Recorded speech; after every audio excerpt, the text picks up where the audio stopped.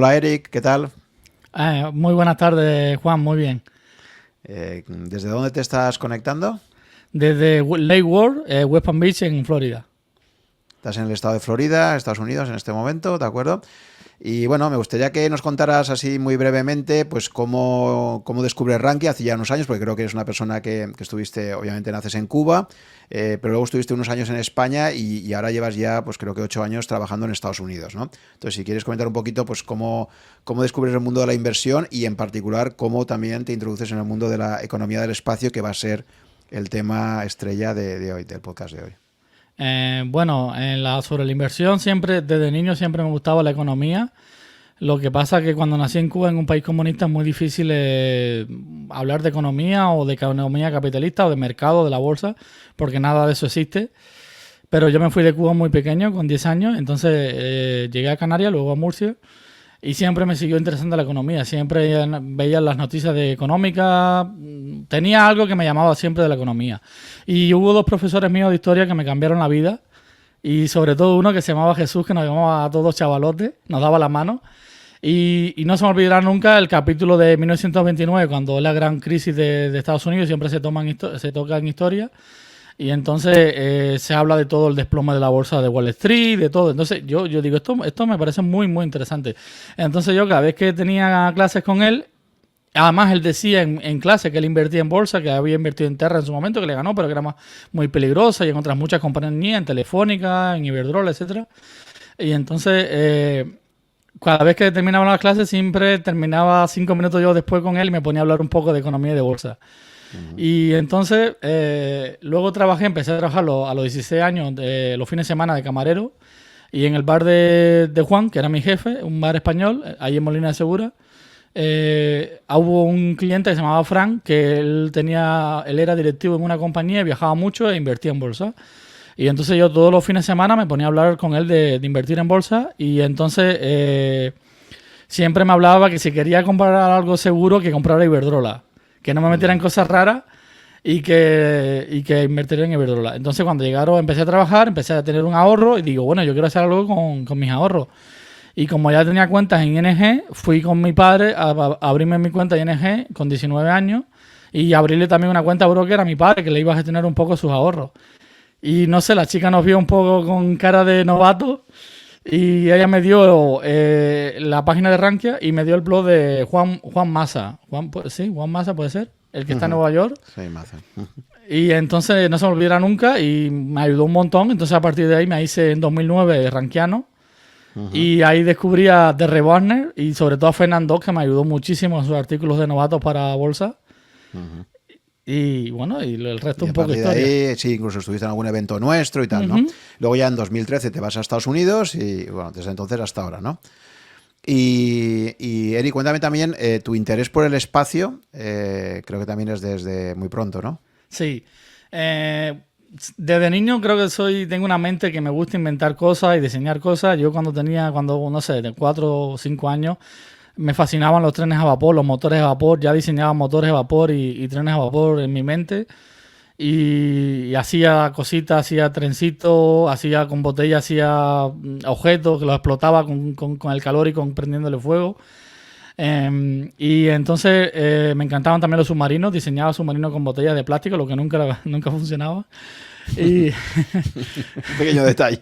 Un pequeño detalle. Bajaban perfecto. Pero bueno, tenías esa pasión sí, ingenieril, ¿no? El ingenieril. Y entonces no se me olvidará nunca. Y me acuerdo ver un Saturno 5 de la época Apolo despegar. Estaba en casa de mi hermano mayor y no se me olvidará nunca que él dijo, eso es el futuro. Y a mí se me quedó impactado las imágenes del Saturno 5, que es una bestia gigante, despegando y cayéndose de todos los trozos de hielo. Y digo, wow, esto me fascina. Yo tengo que aprender de esto y eso tendría yo 7 años. Entonces el espacio siempre me fascinó. Cuando llegué a España, como en Cuba no sabían documentales del espacio ni nada, empecé a ver Discovery Channel, National Geographic, etcétera. Y bueno, me creía todo lo que hacía esos canales y me creía de verdad que en 2010, 2012 íbamos a estar ya en la Luna, que la NASA fue con la época en que en 2004 la NASA manda Opportunity y Spirit, los rovers a Marte, que fueron increíbles. Y entonces me creía de verdad que la NASA decía que iban a estar en 2020 en Marte y yo decía, sí, en 2020 vamos a estar en Marte. Y entonces desde siempre soñé con dedicarme al espacio y con aprender mucho más del espacio. Ujú. Entonces has reunido al final esas dos pasiones, ¿no? La de invertir y la de la economía del espacio. Y ahora tienes un blog desde hace unos años en Rankia que se llama Small is More, ¿de acuerdo? O sea, lo pequeño es más, ¿no? Y bueno, pues ahí publicas muchísimos artículos relacionados con la economía del espacio que os invito a que leáis, porque son muy interesantes.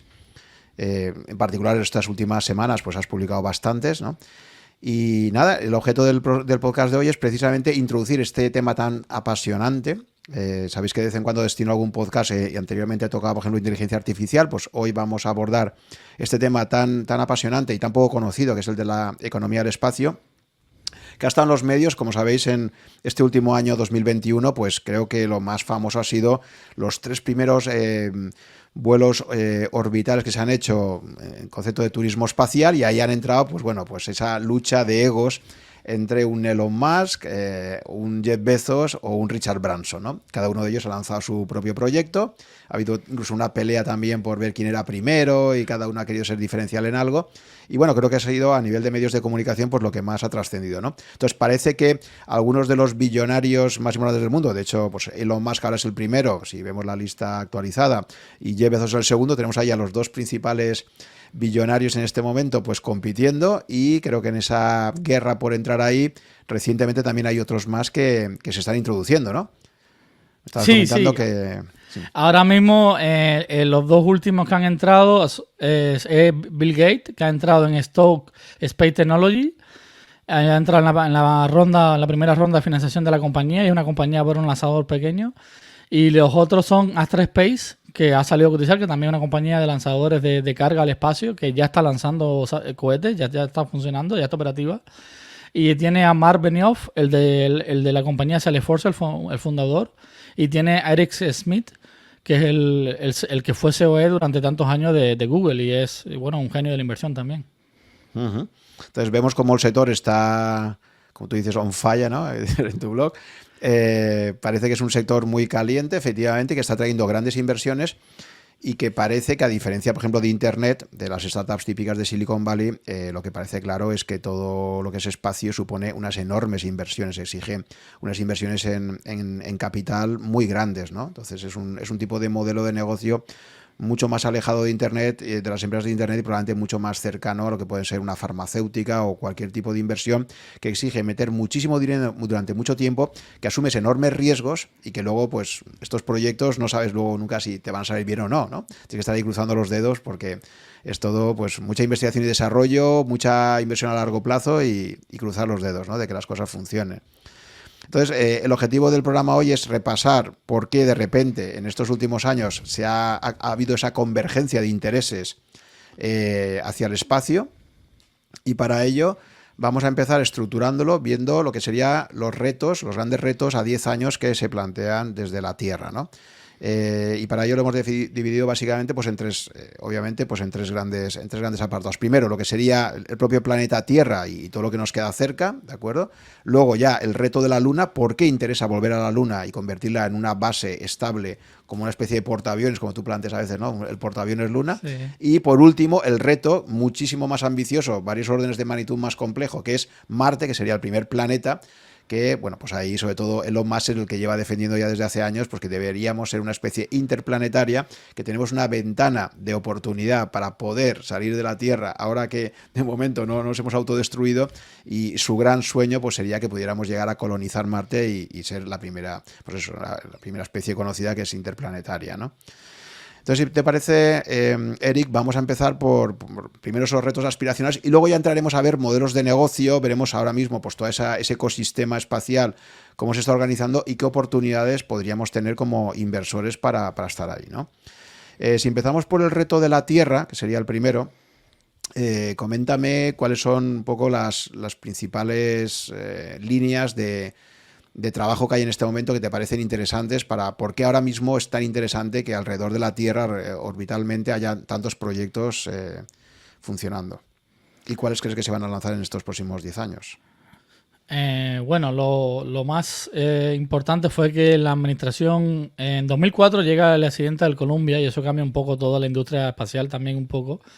Ya antes del 2004, en los 90, Bill Gates también fue uno de los pioneros que habló de una mega constelación espacial, lo que al final no se dio, los costes de lanzar tantos miles de satélites era imposible. Y entonces el Shuttle era un lanzador muy caro, era una nave además que tenía que ser tripulada y además tenía ciertos peligros. Y digamos que la puntilla ya fue el desastre del Columbia en 2004, que ya se confirmó que el Space Shuttle se iba a retirar. Y la cuestión era el año, al final se decidió que fuera el 2011. Entonces, para la industria privada, que ya estaba surgiendo, había muchas compañías privadas. En el blog mío tengo un artículo sobre eso, que hablo de la lucha entre SpaceX y Blue Origin y cómo hubo muchas antecesoras a ellas dos. Y entonces, una de las más famosas era Kittler Aerospace y otra Armadillo, etcétera, pero ninguna llegó lejos. Incluso aunque tuvieron el apoyo de la NASA, gastaron cientos de millones y no llegaron muy lejos. Y entonces lo que cambió todo fue el programa de Bush hijo, George Bush, el programa COTS, que es un programa que quería crear las primeras naves de carga a la ISS, a la Estación Espacial Internacional. Y entonces eso se aprueba en 2006-2007 y SpaceX y Orbital Science, que luego fue fusionada con Orbital ATK y luego fue comprada por Northrop Grumman, diseñan las naves de cargas que fueron seleccionadas por la NASA y son las que tienen hoy en día los contratos. Y eso lo cambia todo. A partir de ahí se empieza a crear un ecosistema privado, espacial, y que cada vez más compañías empiezan a competir. Entonces, eso te iba a decir, o sea, es importante señalar eso, es decir, que toda la carrera espacial hasta prácticamente la década pasada es básicamente competencia de los gobiernos, ¿no? Pues fundamentalmente Estados Unidos, luego Unión Soviética reconvertida en Rusia, China, que poco a poco se va a ir metiendo, ¿no? Ahora un poco de China, pero de repente lo que va a ser un poco el que cambia el juego es que el sector privado, para ese tipo de inversiones tan enormes, pues de repente decide que se va a arriesgar a meterse ahí también, ¿no? sí. Yo creo que un poco también tenemos que darle las gracias a la era de las .com, de las tecnológicas, porque tanto Jeff Bezos como Elon Musk hacen su dinero ahí, de la época que ellos con Elon Musk con PayPal, Jeff Bezos con Amazon y otros muchos billonarios que también estaban metidos ahí eran por ejemplo, el de Armadillo era de los videojuegos, John Carmack. Y entonces muchos tecnológicos empezaron a tener dinero y todos soñaban con crear sus compañías espaciales. Entonces Richard Branson, que bueno, no venía de las .com, pero venía también era billonario. Y entonces cuando sale el programa COS, todos intentaron competir por ese programa, lo que solamente se lo llevó SpaceX y Orbital Science. Pero como se sabía que el Space Shuttle se iba a retirar, todo el mundo sabía que iba a haber un segundo programa que iba a ser el Crew Program, un programa tripulado para crear las naves tripuladas de Estados Unidos. Estados Unidos se iba a quedar sin naves tripuladas para ir al espacio.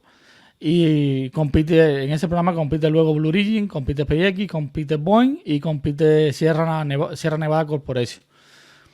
Y bueno, las ganadoras son Boeing y SpaceX.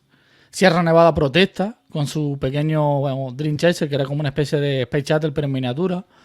Y entonces al final, después de la protesta y de ir a juicio, le conceden por lo menos que iba a llevar carga al espacio, le conceden un contrato de carga al espacio que ahora ya está en funcionamiento y que supuestamente este año ya Sierra Nevada, que ahora Sierra Space, que la parte de espacial la han dividido, ya este año va a lanzar su pequeña nave espacial al espacio. Vale, entonces, pero bueno, los proyectos de empresas privadas eran anteriores, ¿no? Porque Elon Musk monta SpaceX, que es 2001, puede ser, 2002, ¿no? 2002. 2002.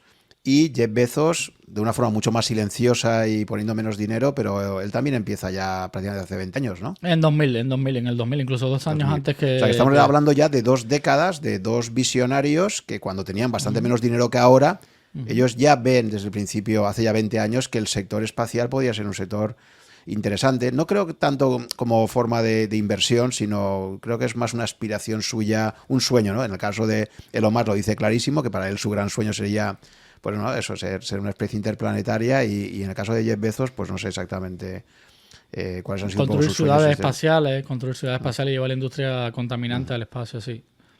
O sea que realmente ellos ya hace 20 años deciden que quieren estar ahí, a pesar de que tenían eso, ¿no? Muchísima menos capacidad económica que ahora, pero es como un sueño de juventud que querrían hacer realidad, ¿no? La nueva frontera. Y fuera de Estados Unidos, no sé, también, claro, lógicamente, pues en China, los nuevos billonarios chinos, no sé si también hay algún proyecto privado que conozcas, ¿no? Porque... Sí, sí. En China ahora mismo hay fácilmente unas 12 o 14 compañías espaciales que son privadas. Bueno, hay un cierto apoyo del gobierno detrás chino, pero sí son privadas. Por ejemplo, Lang Space, Link Space, X Space, etcétera. Hay muchas. Y todas quieren desarrollar lanzadores relativamente entre pequeños y medianos. Lang Space ya va a lanzar su primer cohete de metano este año, o sea, una competencia ya va a ser dura. Lo único que protege a Europa y a Estados Unidos de esos lanzadores para que rompan el mercado de lanzadores es que existe el programa, la ley ITAR, que ningún satélite con componentes americanos o tecnología americana se puede lanzar en cohetes chinos. Entonces, digamos que el mercado de cohetes chinos se restringe bastante y solo pueden lanzar de países africanos, de Sudamérica o de ellos mismos, o de los chinos. Uh-huh. Vale, entonces, como retos, como decíamos, vamos a empezar por ver eso, aspiracionalmente, a 10 años vista, cómo ves todo este ecosistema espacial, qué tipo de ventajas le puede aportar al planeta Tierra, o sea, sin irnos a la Luna o Marte, de forma más cercana, dónde ves las grandes oportunidades que van a haber y por qué es tan interesante el sector, digamos, pues como referencia al propio planeta en el que habitamos. Bueno, desde que salió SpaceX, el precio del kilogramo en órbita se ha reducido mucho, en una orden de magnitud. Entonces, desde la época del Space Shuttle, que era muy caro. Luego hubo una época en que estaban los cohetes rusos y el Ariane 5 de la ESA y de Ariane Space. Pero aún así seguían siendo bastante caros. Y luego, sobre todo, los cohetes rusos, Proton, principalmente el Proton, tenían un problema que eran poco fiables. Entonces, eran baratos, pero eran poco fiables. El otro cohete que era excepcional, que era ruso, era el Zenit, que todo el mundo sabe que Elon Musk se inspira en él, en el cohete Zenit, que es de 2 etapas, del mismo propelente. Pero era ucraniano-ruso. Y en 2014 empieza la guerra entre Rusia y Ucrania y digamos que el cohete se cancela. Y ya lleva años sin lanzar. Lo están intentando resucitar los rusos, pero solamente haciéndolo ellos con su propia tecnología, sin contar con la tecnología ucraniana.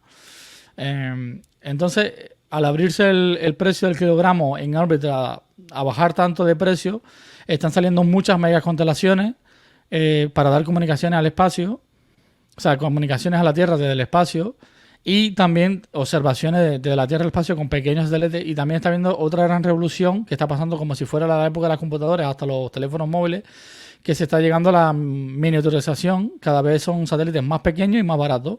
Antes un satélite en GEO o en LEO podía costar de 500 a 800 millones de dólares, y hoy un mismo satélite quizás valga mucho más pequeño, con más o menos la misma tecnología, entre 10 y 20 millones. O sea, ha bajado mucho.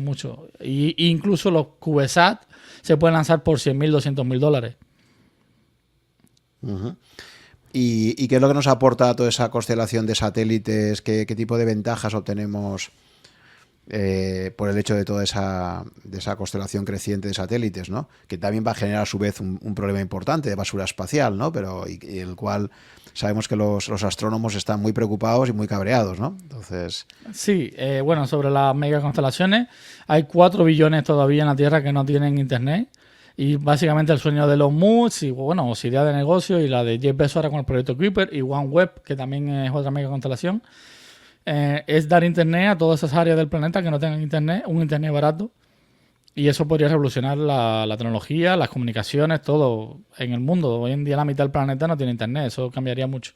El otro tema es los satélites observadores, que tendrían imágenes de la Tierra 24 horas y de 5 a 10 minutos constantemente de todas las partes del planeta. Podrían ver inmigraciones, podrían ver incendios, podrían ver tsunamis. Por ejemplo, la primera foto que se detectó del accidente nuclear en Japón de Fukushima fue un satélite justamente casualmente español, Deimos 2, y que detectó todo cómo se había destruido la central nuclear y que los cables de electricidad habían sido destruidos por el maremoto. Entonces, cada día para respuestas inmediatas son más necesarios los satélites. También el Internet de las Cosas, satélites de Internet de las Cosas, el IoT, que nos permiten localizar los buques, localizar barcos piratas, etcétera, etcétera. Y muchas aplicaciones también dar Internet en los aviones, en los cruceros, en las islas pequeñas, etcétera. Ujú. Y luego ya el último tema que ahora se ha puesto muy de moda con la última película que ha estrenado Netflix, esta de Don't Look Up, ¿no? La de No mires hacia arriba, que sería la defensa frente a un posible asteroide que se hace aproximarse a nuestro planeta, ¿no? Sí, ahora mismo la NASA tiene justamente ya lanzó el año pasado y este año va a impactar la misión que va a impactar contra el asteroide Didymos, que es DART. Es una misión de la NASA, pero luego va a tener continuación con la ESA. La ESA va a lanzar la misión ERA para luego impresionar bien al satélite, el asteroide. Y entonces es la primera misión en la historia de la humanidad que va a ser una misión de defensa planetaria. Y muchos astrónomos y muchos que les gustan la astronáutica están pidiendo que todas las agencias espaciales se unan y luchen por crear una defensa planetaria común. Por ejemplo, Rusia va a lanzar también una constelación de satélites, de sondas espaciales, de satélites que van a observar los asteroides pequeños, desde 100 a 1 kilómetro de tamaño. Y China también tiene su programa de defensa planetaria, pero de momento ninguno están colaborando. La NASA ya tiene su satélite de observación, que es bueno, antes se llamaba NEOCAN, ahora se va a llamar NEO-SM. Y va a ser el primer satélite de observación, primera sonda que va a estar en el punto cerca del Sol y va a poder detectar miles de asteroides y de cometas peligrosos que hasta hoy en día son indetectables. Uh-huh. O sea, como vemos, pues hay muchas oportunidades y muchas posibilidades de aplicación de todo este tipo de proyectos, ¿no? Eso sería todo lo que sería, digamos, planeta Tierra y órbitas cercanas, etcétera, ¿no? Todo lo que orbita alrededor de Tierra. Y a partir de ahí luego tenemos otros dos retos que van creciendo en orden de magnitud, que sería primero volver a la Luna, ¿no? Es curioso cómo han pasado ya 50 años, más de 50 años desde que aterrizamos por primera vez en la Luna, y sin embargo, pues durante estas últimas décadas en ningún momento ni el gobierno de Estados Unidos ni el resto de gobiernos del mundo se han planteado volver. Ahora parece que ya se plantean volver en serio, entonces explícame un poco por qué ahora ese renovado interés en volver a la Luna y por qué no lo hemos hecho antes. Bueno, sobre por qué no lo hemos hecho antes, para Estados Unidos fue muy, entre comillas, fácil. Hubo mucha oposición durante la época Apolo del pueblo, había mucha desigualdad en esa época en Estados Unidos, y Estados Unidos gastó más del 4% del PIB en ese momento en el programa Apolo. Fue una barbaridad en temas astronáuticos. Nunca se ha gastado tanto dinero por ningún país.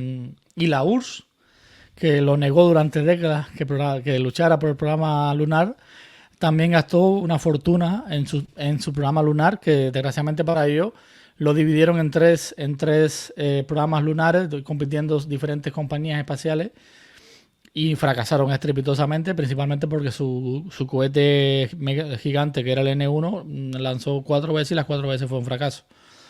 También Korolev, que era el padre de la astronáutica rusa, había muerto en el 66 y a partir de ahí quedaron huérfanos. Y entonces hubo un renovado interés por la Luna en los 90. La Unión Soviética ya lo tenía todo, tenía su Buran, energía Buran, tenía un cohete pesado, tenía el Space Shuttle de ellos, que era el Buran, que era mejor incluso porque era automático. Los cohetes laterales de energía eran líquidos, era mucho más seguro. Y ya tenían su estación preparada, que era la Mir-2, que iba a ser mucho más grande. Entonces el siguiente paso por la Unión Soviética, por supuesto, era ir a la Luna. Entonces Estados Unidos también dice que después de la estación Freedom, que se iba a llamar la estación americana y sus aliados, iba a ir a la Luna también. Desgraciadamente en el 90 se cae la Unión Soviética. La Unión Soviética oxida, o sea, se deja que se destruya la energía y el Buran. Se destruyeron completamente en hangares. Y nunca se recuperó la Rusia en los 20 años, nunca se ha recuperado todavía de eso. Está ahora intentando poco a poco recuperarse. Y entonces Estados Unidos se quedó sin un competidor. Pero eso ha cambiado. Desde el 2007, China lanza su primera sonda espacial a la Luna, la Chang'e-1, era un orbitador, y desde entonces ha lanzado 5 misiones, incluyendo la primera misión a la cara oculta de la Luna de recogida de muestras, que no lo había hecho nadie. Uh-huh. Pero más allá de que haya competencia o no, está claro que si volvemos a la Luna es porque vemos que hay una rentabilidad ahí potencial, ¿no? Entonces, ahora mismo, ¿cuál es el planteamiento de esta era Artemis, ¿no? Que se plantea la NASA, creo, que ha llamado a este proyecto, ¿no? La hermana de Apolo, sí.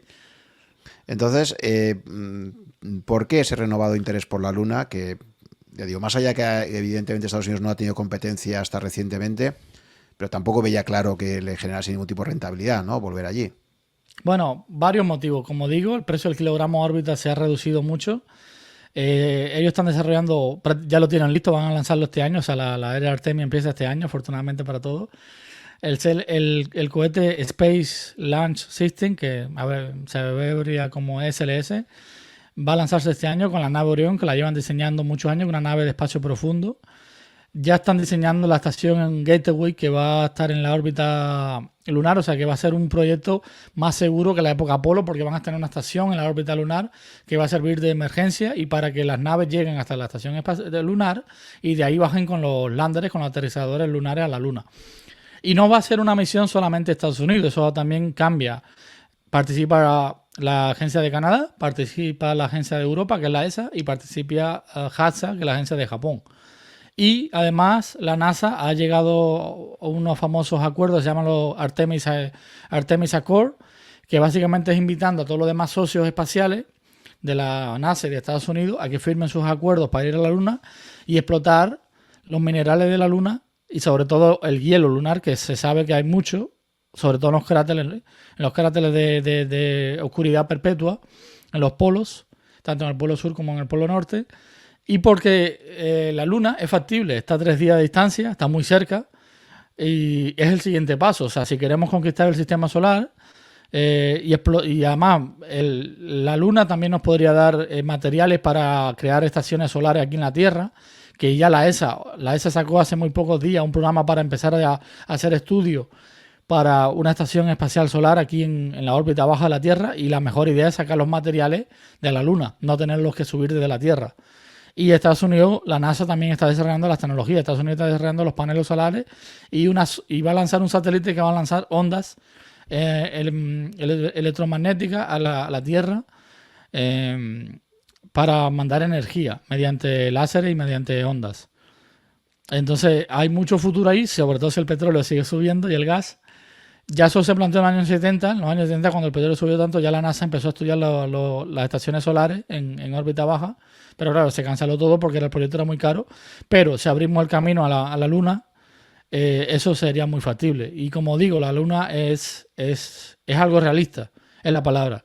Y además China va a ir. Ya China se ha comprometido que va a ir en 2028. Su primera misión lunar va a ser para la 2028. Y ha dicho que en 2035 ya va a tener su base internacional en China. Que por supuesto ya han aliado a los rusos. Claro, ¿y cómo está el tema de los derechos de propiedad allí? Porque claro, yo entiendo que cuando tú llegas a la Luna, esto me recuerda un poco al Far West, ¿no? O sea, la conquista del oeste del siglo XIX, ¿no? En Estados Unidos. Es decir, entiendo que allí el primero que llega es un poco, el primero que llega eso es suyo, ¿no? Entonces, una curiosidad que tiene la Luna es que hay unos puntos que son muy estratégicos. O sea, si hablamos de valor de los terrenos, igual que en las grandes ciudades, pues está la zona centro, ¿no? El downtown, que es lo que más vale. Pues ahí también podríamos decir que dentro de la Luna no todo el territorio es igual, sino que hay unos territorios mucho más estratégicos, ¿no? Con lo cual también los primeros que lleguen allí, pues digamos que pueden coger precisamente aquellos territorios que pueden tener mucho más valor a futuro. ¿Cómo está el tema de los derechos y cuáles son esos territorios que ahora mismo habría mayor interés por ser los primeros en colonizar, digamos? Bueno, para empezar, hay un proyecto que se llama For All Mankind, que es un proyecto de una organización benéfica que quiere proteger todos los aterrizajes que hizo la NASA con la época Apolo. Quiere que se protejan y que ninguna nación se pueda acercar a ellos, se conviertan en museo futuro y de momento se respete. Y yo creo que nadie se va a acercar por ejemplo, a donde aterrizó el Apolo 11. Nadie se va a acercar y se convertirá en un museo futuro. Entonces, eso se quiere explotar para el futuro. Como has dicho, existen las islas de luz en los polos, tanto en el polo norte como en el polo, sobre todo en el polo sur, hay muchos más. Y la cuestión es quién llega primero. Yo he estado hablando con un abogado espacial en un foro espacial que conozco y me estuvo diciendo que técnicamente no hay propiedad infinita, o sea, no hay propiedad a largo plazo de ningún territorio en la Luna. Sin embargo, mientras los estés explotando, por ejemplo, estés explotando una mina de hielo en un cráter, en el cráter, por ejemplo, Shackleton, que es uno de los más grandes del Polo Sur, esa mina y esa colonia que tengas ahí te pertenece, mientras tú sigas explotando eso y sigas invirtiendo ahí. Entonces los chinos, por ejemplo, si ya los americanos llegaron ahí, no se pueden instalar en esa zona, tienen que buscar otra zona. Y al revés también, si los chinos, como parece, van a llegar quizás primero, no se sabe, pues ellos elegirán, por supuesto, la mejor localización. Uh-huh. ¿Cuánto territorio te parece ahí estratégico a conquistar, entre comillas, ¿no? O sea, ¿de cuánta superficie estamos hablando allí para...? Quizás de un 1% a un 2% de la superficie de la Luna. Muy poco, muy poco. O sea, lo gordo, lo valioso es pequeño.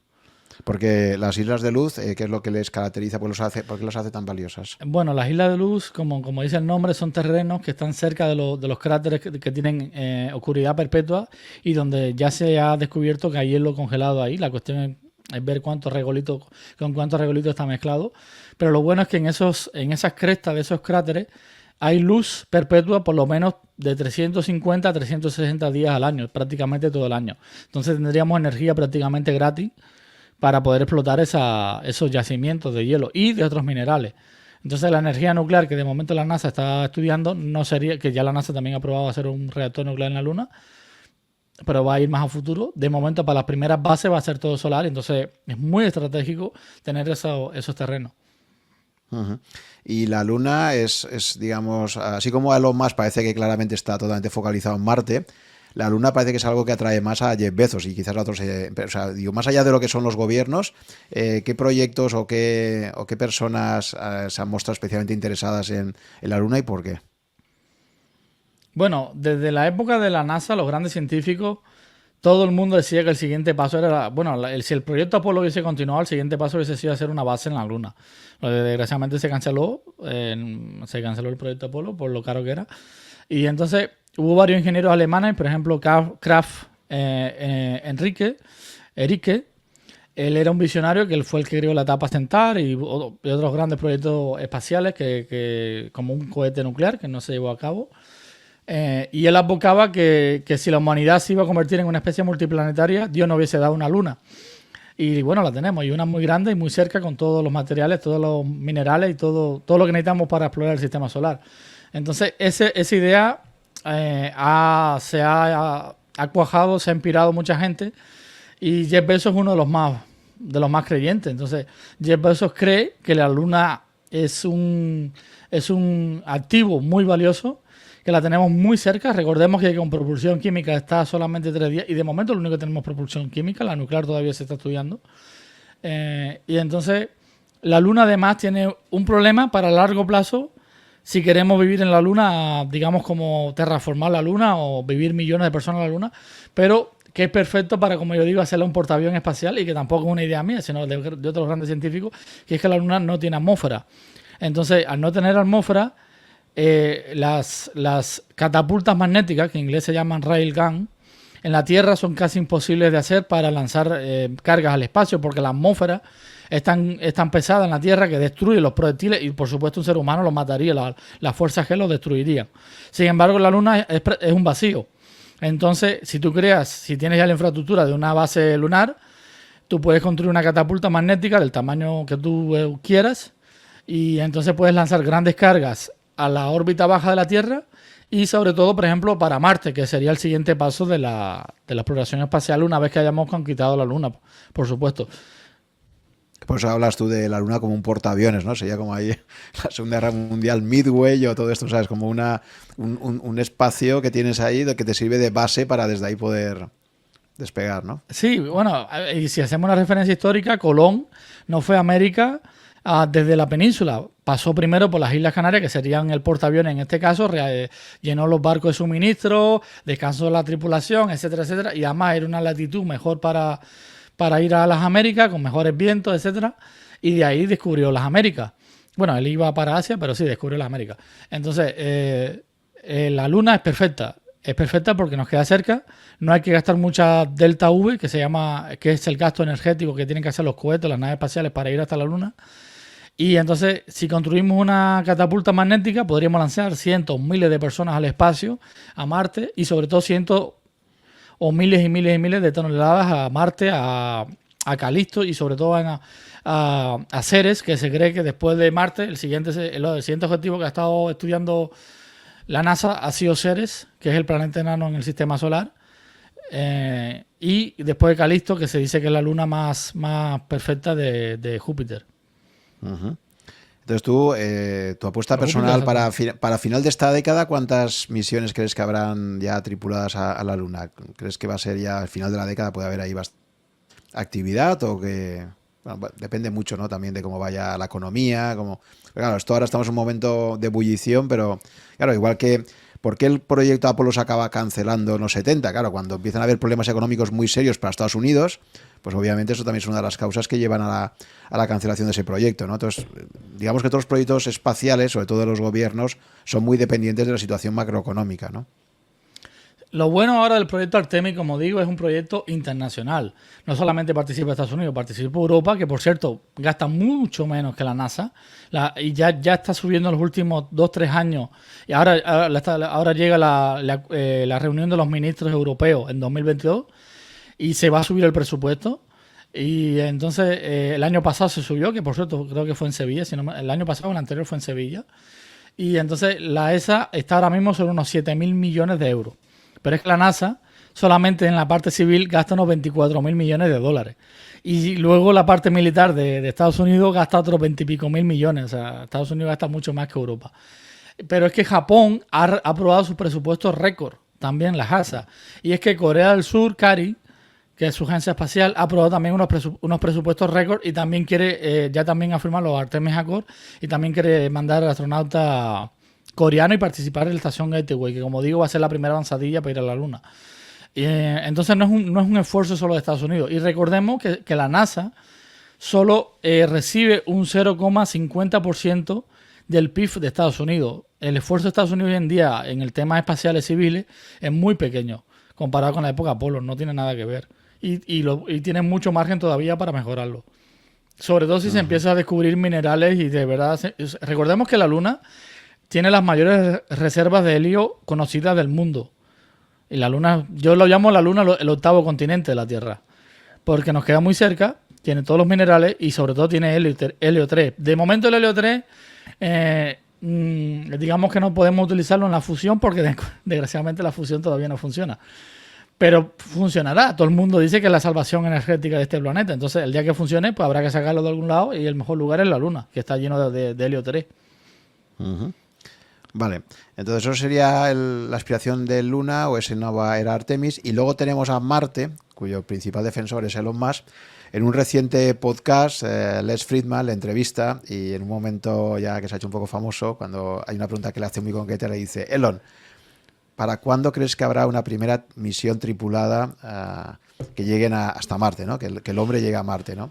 Y se queda así 20 segundos en silencio y dice: mejor caso 5 años, peor caso 10 años. Tú esa afirmación que ha hecho nada, ahora en diciembre, hace muy poco, tú no te la crees para nada, ¿no? Y de hecho has hecho un artículo en Rankia precisamente hablando de esto, ¿no? De por qué te parece un farol absoluto, ¿no? Sí, es que desgraciadamente no es el primer farol que ha echado ya Elon Musk, porque él dijo también cuando empezó a diseñar la Starship, primero la Starship iba a ser de fibra de carbono, iba a estar muy rápido, iba a ser espectacularmente ligera, iba a ser muy avanzada. La fibra de carbono es el material más avanzado que tenemos para los aviones y para las naves espaciales. Luego lo canceló porque dijo que era muy caro y entonces dijo que tenía una idea revolucionaria que era el acero inoxidable, y es verdad, es una idea bastante rompedora. Solamente en temas espaciales se utilizaba en la etapa Centaur, pero claro, la etapa Centaur tiene acero inoxidable, pero muy, muy delgado y es desechable. La Starship ni va a ser delgada ni va a ser desechable. O sea, estamos hablando de una nave que supuestamente quiere reutilizarla 100 veces mínimo, tanto el cohete como la nave espacial. Sobre lo del tiempo, no es que yo no solamente no me lo crea, es que las agencias espaciales no se lo creen, porque es que ni la NASA, ni la ESA, ni la JAXA y sobre todo ni China tienen en los próximos 20 años, no digo 10 años, en los próximos 20 años ninguna misión a Marte.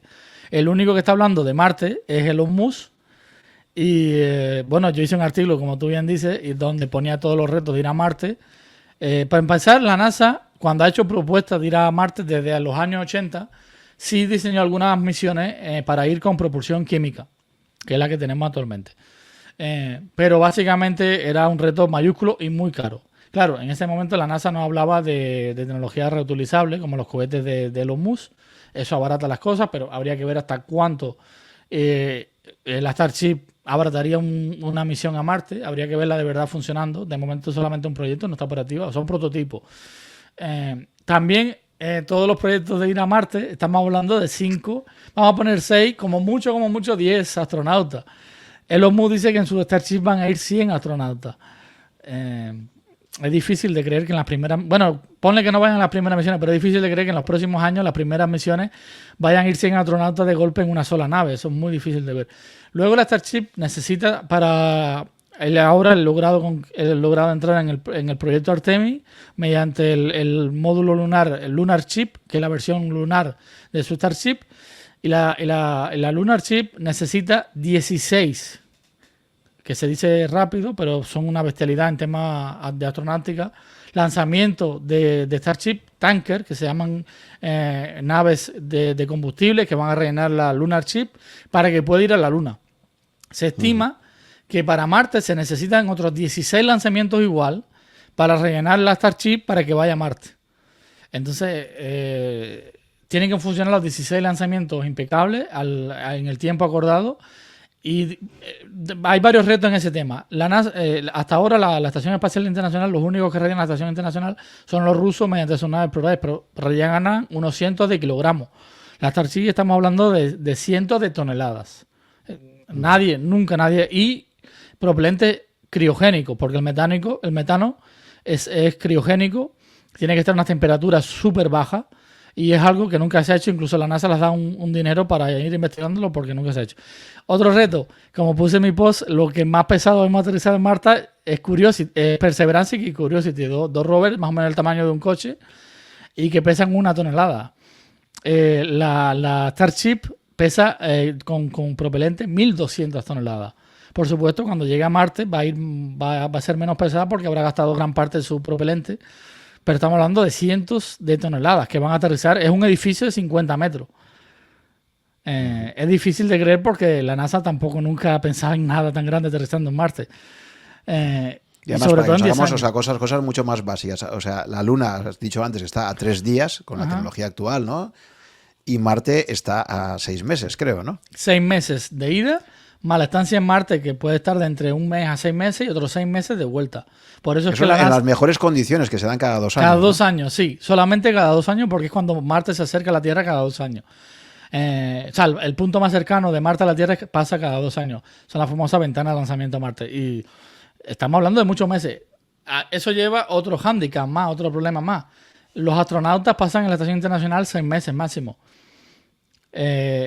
Han habido misiones más largas, como de un cosmonauta ruso que estuvo en la Mir, que estuvo 14 meses. No sabemos mucho cómo volvió, pero sí sabemos cómo volvió Scott Kelly, que estuvo 1 año en la Estación Internacional y perdió el nervio óptico, estaba dañado, la piel la tenía muy irritada, pasó meses que no podía acostarse en las camas, la masa ósea muscular de los huesos estaba muy dañada, perdió masa muscular también. Y hicieron test de IQ que él había pasado muy bien antes de ir al espacio y cuando volvió digamos que no lo pasó tan bien y está demostrado que se pierde un poco de inteligencia, ¿no? De pasar tanto tiempo en microgravedad. No es nada bueno pasar tanto tiempo. El ser humano no está diseñado para vivir en microgravedad. Claro, o sea que estamos hablando del reto es brutal porque incluso para encontrar astronautas que funcionen bien, o sea, son 18 meses de misión, ¿no? Entonces ahí pues... En fin, que se juntan muchísimas cosas y hablar de 5 años parece una absoluta locura. A mí me sigue sorprendiendo cómo él en un espacio público que queda grabado ha sido tan taxativo, ¿no? 5 o 10, o sea, pum, no sé, es como... Sí, bueno, está acostumbrado a hacer retos de este tipo que nadie se cree, ¿no? Y bueno, como hasta ahora le han salido relativamente bien, pues bueno. No sé. Bueno, con la Starship ya no tanto, porque con la Starship dijo que en 2021 prometió, cuando le estaban presionando a él de que para que él consiguiera el contrato del Artemis, del aterrizador lunar, él prometió que si no se lo daban, él le da igual, que él iba a poner una Lunar Chip en 2021 en la Luna. Y bueno, estamos en 2022, todavía no, ni tan siquiera despegado una Starship a la órbita. O sea, que lo ves muy, muy, muy complicado, ¿no? Tú piensas más en un escenario de 20 años, ¿no? Por lo que leí en tu artículo. Yo pienso que en la década del 2040, a partir de la década del 2040 y según como nos vaya en la Luna, depende de si las progresos en la Luna van bien. Desde luego hay mucho capital que quiere invertir en Marte porque todo el mundo sabe que Marte es el siguiente paso después de la Luna. Pero yo veo para más bien casi finales de la década del 2040. 20, diría de 24 a 30 años. ¿Qué ventajas tiene Marte frente a la Luna? Bueno, un poquito menos de radiación porque está más lejos del Sol. Tiene atmósfera, muy tenue, pero tiene atmósfera. Que es un tercio de la Tierra, ¿no? Creo. O sea, no, la atmósfera, gravedad es un la tercio, gravedad, ¿no? sí, la gravedad tiene mucha más ventaja porque es un tercio, en la Luna es un sexto. Entonces es mucho más parecido. Se cree, todavía habría que hacer millones de estudios, que la humanidad podría vivir en Marte para siempre, ¿no? Y podrían nacer hijos, pero de momento es ciencia ficción, no se sabe. Luego también en Marte hay muchos mejores minerales, más fáciles de explotar, eso se sabe porque ha tenido océanos, ha tenido volcanes, las capas de Marte son mucho más recientes, las capas geológicas. Bueno, incluso se está estudiando todavía si hay vida en Marte, bacteriana y de otros organismos, todavía los rovers que estamos lanzando están estudiando eso. Y sobre todo la atmósfera pues nos podría ayudar a extraer metano y oxígeno de la atmósfera. De hecho, la NASA ha lanzado el instrumento MOXIE, que va en Perseverance y que ya está produciendo oxígeno de la atmósfera marciana. Claro, en cantidades pequeñas, muy pequeñas. Entonces, Elon Musk quiere lanzar las Starship a Marte y que extraigan metano y oxígeno para sus cohetes Starship para que puedan volver a la Tierra. Y hay un montón de gente entre la que te incluirías tú también, que vamos, que el ir a Marte es como un sueño, ¿no? Tú dices que para ti te gustaría morir en Marte, de hecho, ¿no? Sí, lo he dicho y lo sigo manteniendo, sueño desde niño. Espero que no sea muy viejito cuando vaya a Marte, ojalá que más o alguien empiezan a triunfar o se creen catapultas magnéticas en la Luna y quizás con 50, 60 años puede ir a Marte, ¿por qué no? ¿Por qué más Marte que la Luna? No, soñaría con ir a la Luna también, pero es que creo que en Marte sí podemos crear a largo plazo una civilización y Marte hay estudios que se puede terraformar. Claro, estamos hablando de un trabajo de miles y miles de años. La Luna no se puede terraformar. Claro. Muy bien, pues esto es un poco lo aspiracional, lo que a grandes rasgos pues son los grandes retos que están ahí, los que inspiran. Al final esto evidentemente, pues como todos los grandes retos, hace falta tener siempre esos sueños, ¿no? Que son los que al final te dan el combustible para el día a día, ¿no? Luego de ahí tienes que ir a la dura tarea de resolver los problemas prácticos todos los días, ¿no? De ahí vamos a pasar ahora a entrar ya a nivel económico, a nivel de inversión, pues qué oportunidades están surgiendo. Todo es muy incipiente y obviamente pues asumiendo muchísimos riesgos. Pero a partir de todo este ecosistema que se está creando, tú de alguna forma has detectado pues 7 grandes segmentos de negocio que por madurez vamos a ir del más maduro a los que son más incipientes, ¿vale? Y ese primer segmento que podríamos ver, el que ya es más maduro de todos, sería el de operadores de comunicación y televisión por satélite, ¿no? Cuéntanos un poco pues, en qué consiste este segmento y qué oportunidades de negocio ves ahí. Bueno, este segmento hay que decir que es muy antiguo. Intelsat, que fue la primera compañía de comunicaciones, la creó John F. Kennedy. Luego se privatizó un poco, lo que no salió a bolsa hasta los años 2000 más o menos. Y luego salieron muchas más, como la de Luxemburgo, que es CES, la francesa Eutelsat y principalmente la británica Inmarsat. España también tiene una que es muy famosa, que es Hispasat, que es otra operadora que sobre todo da muchos servicios en Sudamérica. Bueno, pues son compañías muy antiguas, muy seguras, o eran muy seguras hasta hace poco, dan muy buenos dividendos. Las compañías básicamente ofrecen comunicaciones a cruceros, aviones, a islas pequeñas y a todos los lugares del mundo en que no tienen internet por cable, ni por cobre, ni de ninguna forma. Entonces, y dan televisión. Entonces, por ejemplo, los mundiales, toda la televisión que se ve en directo, estas compañías lo dan. Entonces, son compañías muy estables y que daban un muy buen dividendo y lo siguen dando algunas de ellas todavía. Y tenían una deuda elevada, pero al tener unos ingresos y unos beneficios tan estables, siempre se consideraban unas inversiones muy seguras. Y fue uno de los primeros sectores en los que yo me empecé a interesar para invertir. Pero ahora llegaron las megaconstelaciones de los billonarios, de Elon Musk, de Jeff Bezos y de Astra Space también y de OneWeb. Y digamos que les quieren robar un poco el negocio de las comunicaciones. porque quieren lanzar los satélites, pero en vez de en la órbita geoestacionario, en la órbita LEO, que es la órbita baja de la Tierra, y entonces quieren dar unos servicios mucho más baratos, un internet mucho más rápido y a un precio menor. Hay que ver si lo consiguen. Estas mega constelaciones de satélites son cada vez más pequeños, como has comentado antes, y en estos momentos es un sector aún sin regulación, ¿no? Porque así como por ejemplo, para distribuir las frecuencias de radio, para emisoras, etcétera, está todo muy regulado. ¿Cuál es el derecho actual? O sea, una compañía cualquiera dice quiero lanzar X satélites al espacio y no hay ningún tipo de control. ¿Cómo funciona esto? Bueno, en Estados Unidos sí las regulan las partes de las bandas, la FCC y la ITT a nivel mundial también. Pero de momento, básicamente, quien pide una mega constelación se la conceden. Entonces, el problema ahora son para los astrónomos, que me lo comentaste un poco antes.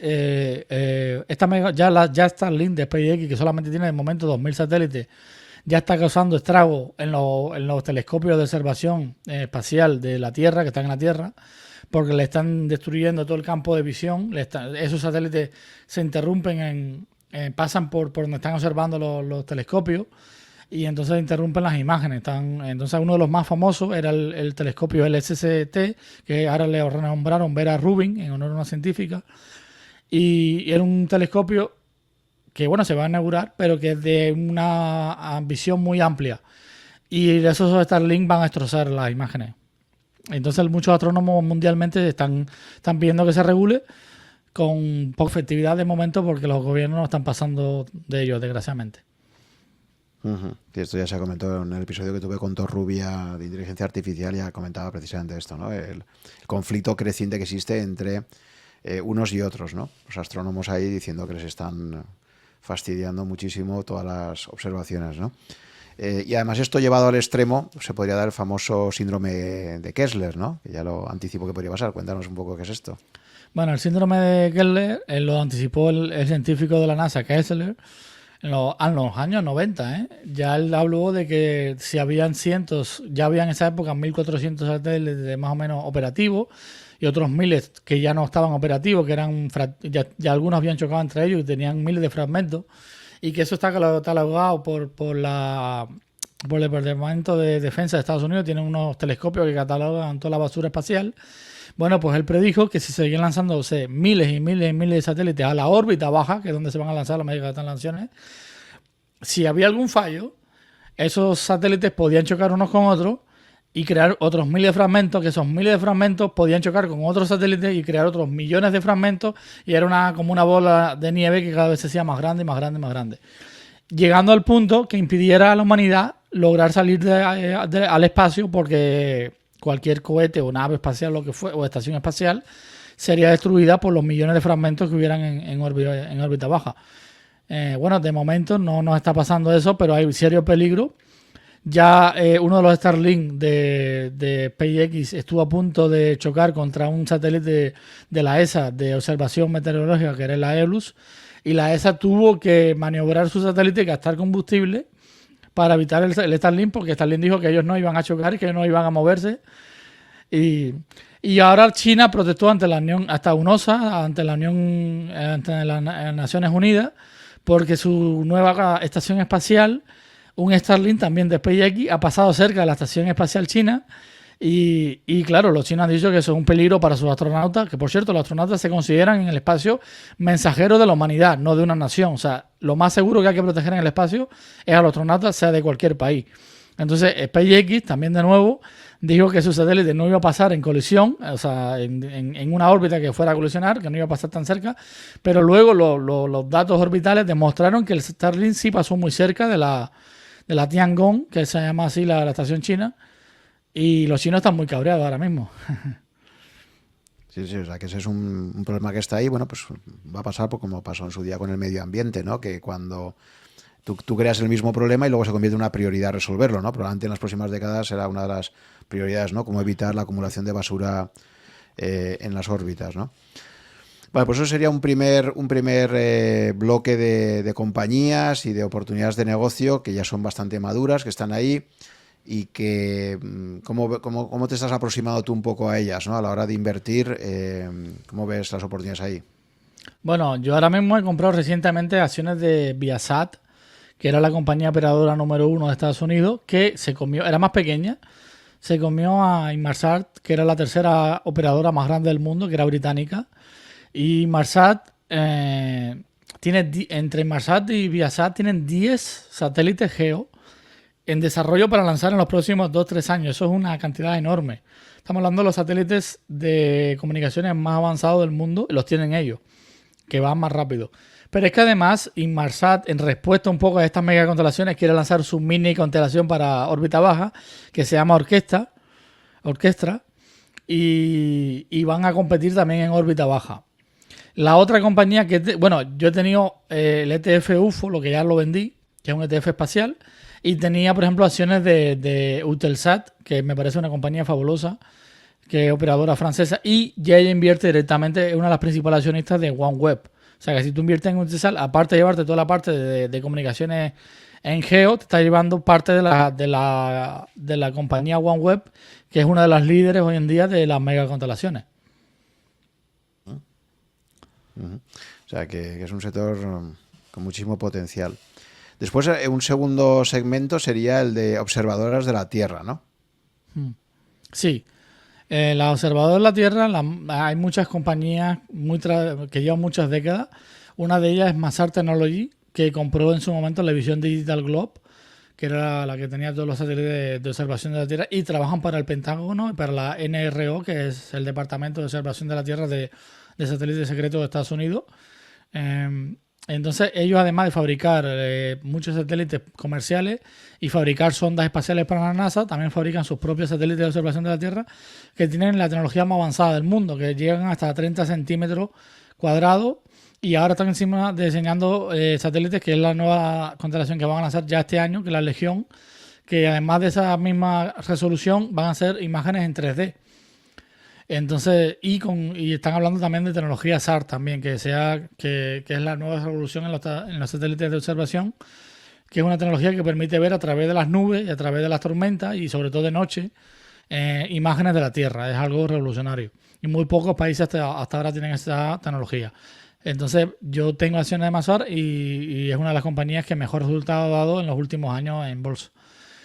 Ahora, a Maxar le ha salido una gran competencia con pequeñas compañías de observación de la Tierra como Planet Lab, el Black Sky, Sateleology, que es argentina, pero básicamente americana, y algunas japonesas también que están saliendo. Entonces, lo que quieren hacer es revolucionar la tecnología de observación de la Tierra mediante CubeSat. En vez de crear satélites muy grandes, con gran resolución, crean muchos pequeños, miles pequeños, que tomen imágenes constantemente. Tienen menos resolución, pero mucho más constante. Es un sector... y ahí el modelo de negocio, ¿a quién le venden esas imágenes? Por ejemplo, el Enor Demo, que pertenece al grupo el Enor de España, fue la primera compañía española que fabricó 2 satélites privados, el Demos 1 y el Demos 2, y ellos, por ejemplo, le vendían a los Estados Unidos, ellos decían que le vendían hielo a los esquimales, le vendían, ellos tenían un contrato con el Departamento de Agricultura de Estados Unidos y le vendían todas las imágenes de la agricultura, de todos los campos de agricultura de Estados Unidos al Departamento de Estados Unidos de Agricultura, con sus satélites, siendo una compañía española, teniendo el americano un montón de compañías de observación. Entonces, pues eso es uno de los campos. Otro de los campos para los desastres medioambientales, que los gobiernos son los que compran esas imágenes, y principalmente para los departamentos de defensa de todos los países. El principal consumidor, por supuesto, es Estados Unidos, con el Pentágono y con la USAF, que es la división espacial de Estados Unidos. Ahora mismo ahora han creado la Space Force. Entonces, ellos son los principales consumidores. Ellos tienen los mejores satélites de observación de la Tierra, los más avanzados, pero aún así necesitan un satélite extra de compañía privada para ver cosas que no les da tiempo a ver. Necesitan muchas más miles de imágenes de todos los puntos de la Tierra y sobre todo de los países enemigos. Vale. Luego un tercer segmento de mercado sería los fabricantes de satélites, ¿no? De estaciones espaciales y sondas espaciales también. Sí. Ahí entra Maxar, de nuevo, que es una de las principales fabricantes de satélites y sondas espaciales, pero también entran las grandes compañías estamos hablando de los sectores más antiguos también. Entra Airbus, entra Boeing, Lockheed Martin, o HBSE, por ejemplo, que es alemana, que es una de las compañías espaciales más grandes, es la que construye los satélites Galileo, que son los satélites de GPS de Europa, que es una nueva constelación que ha creado la Comisión Europea, la ESA. Entonces, estas compañías fabricantes no solamente construyen satélites para órbita baja, de comunicaciones, de observación y de GPS, sino que construyen sondas para las agencias espaciales y construyen naves y construyen estaciones espaciales. Por ejemplo, Maxar es la que está construyendo el módulo PPE, que es un módulo de propulsión energética para la estación Gateway, y la Northrop Grumman está construyendo el módulo HALO, también para la estación Gateway, que es donde van a vivir los primeros astronautas. Y Thales Alenia Space, que es italiano-francesa, es la que construye todas las carcasas de todos los módulos espaciales. Tiene como el monopolio en ese sector. Uh-huh.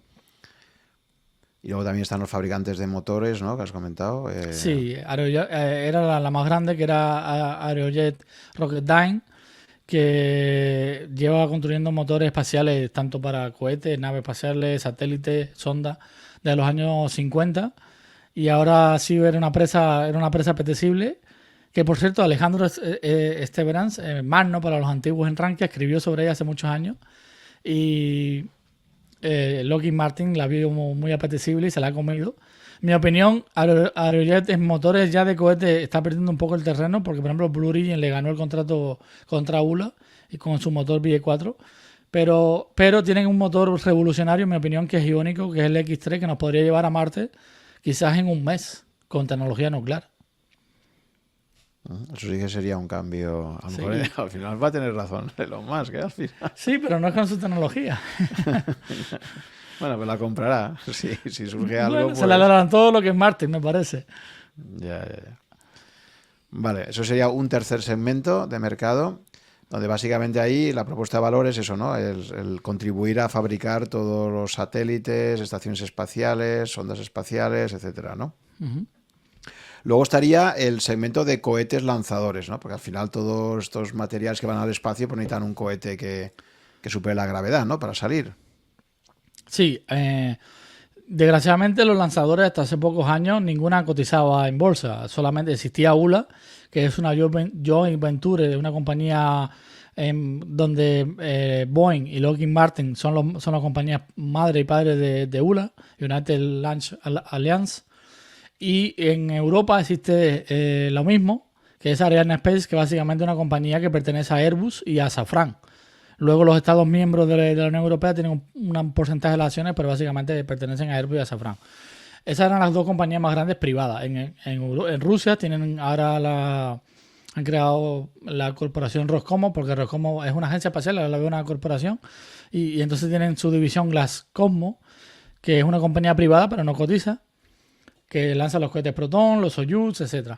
Y en Estados Unidos está SpaceX, que tampoco cotiza, que es de los Musk, y Blue Origin, que va a lanzar. Pero entonces la única que cotizaba era Aviospa, que es italiana, que es la que diseña los cohetes Vega para la ESA, que son cohetes de sólido, y que ahora están diseñando el Vega Evolution C, que va a ser revolucionario y va a tener mucho mercado ahora para los pequeños satélites. Va a ser un gran competidor en ese segmento. Y entonces empiezan a salir, la época privada empieza a emerger, a expandirse, y ahora existe Rocket Lab, que es de unos fundadores neozelandeses que se fueron a California, por supuesto, y llevaron su compañía Rocket Lab a Estados Unidos. Y entonces ya es una de las compañías pioneras y que ya lleva como 22 lanzamientos al espacio, ya está establecida, y incluso están creando el cohete Neutron, que es un cohete ya que va a competir al Falcon 9 de SpaceX, y es reutilizable, no es para tomarse la broma.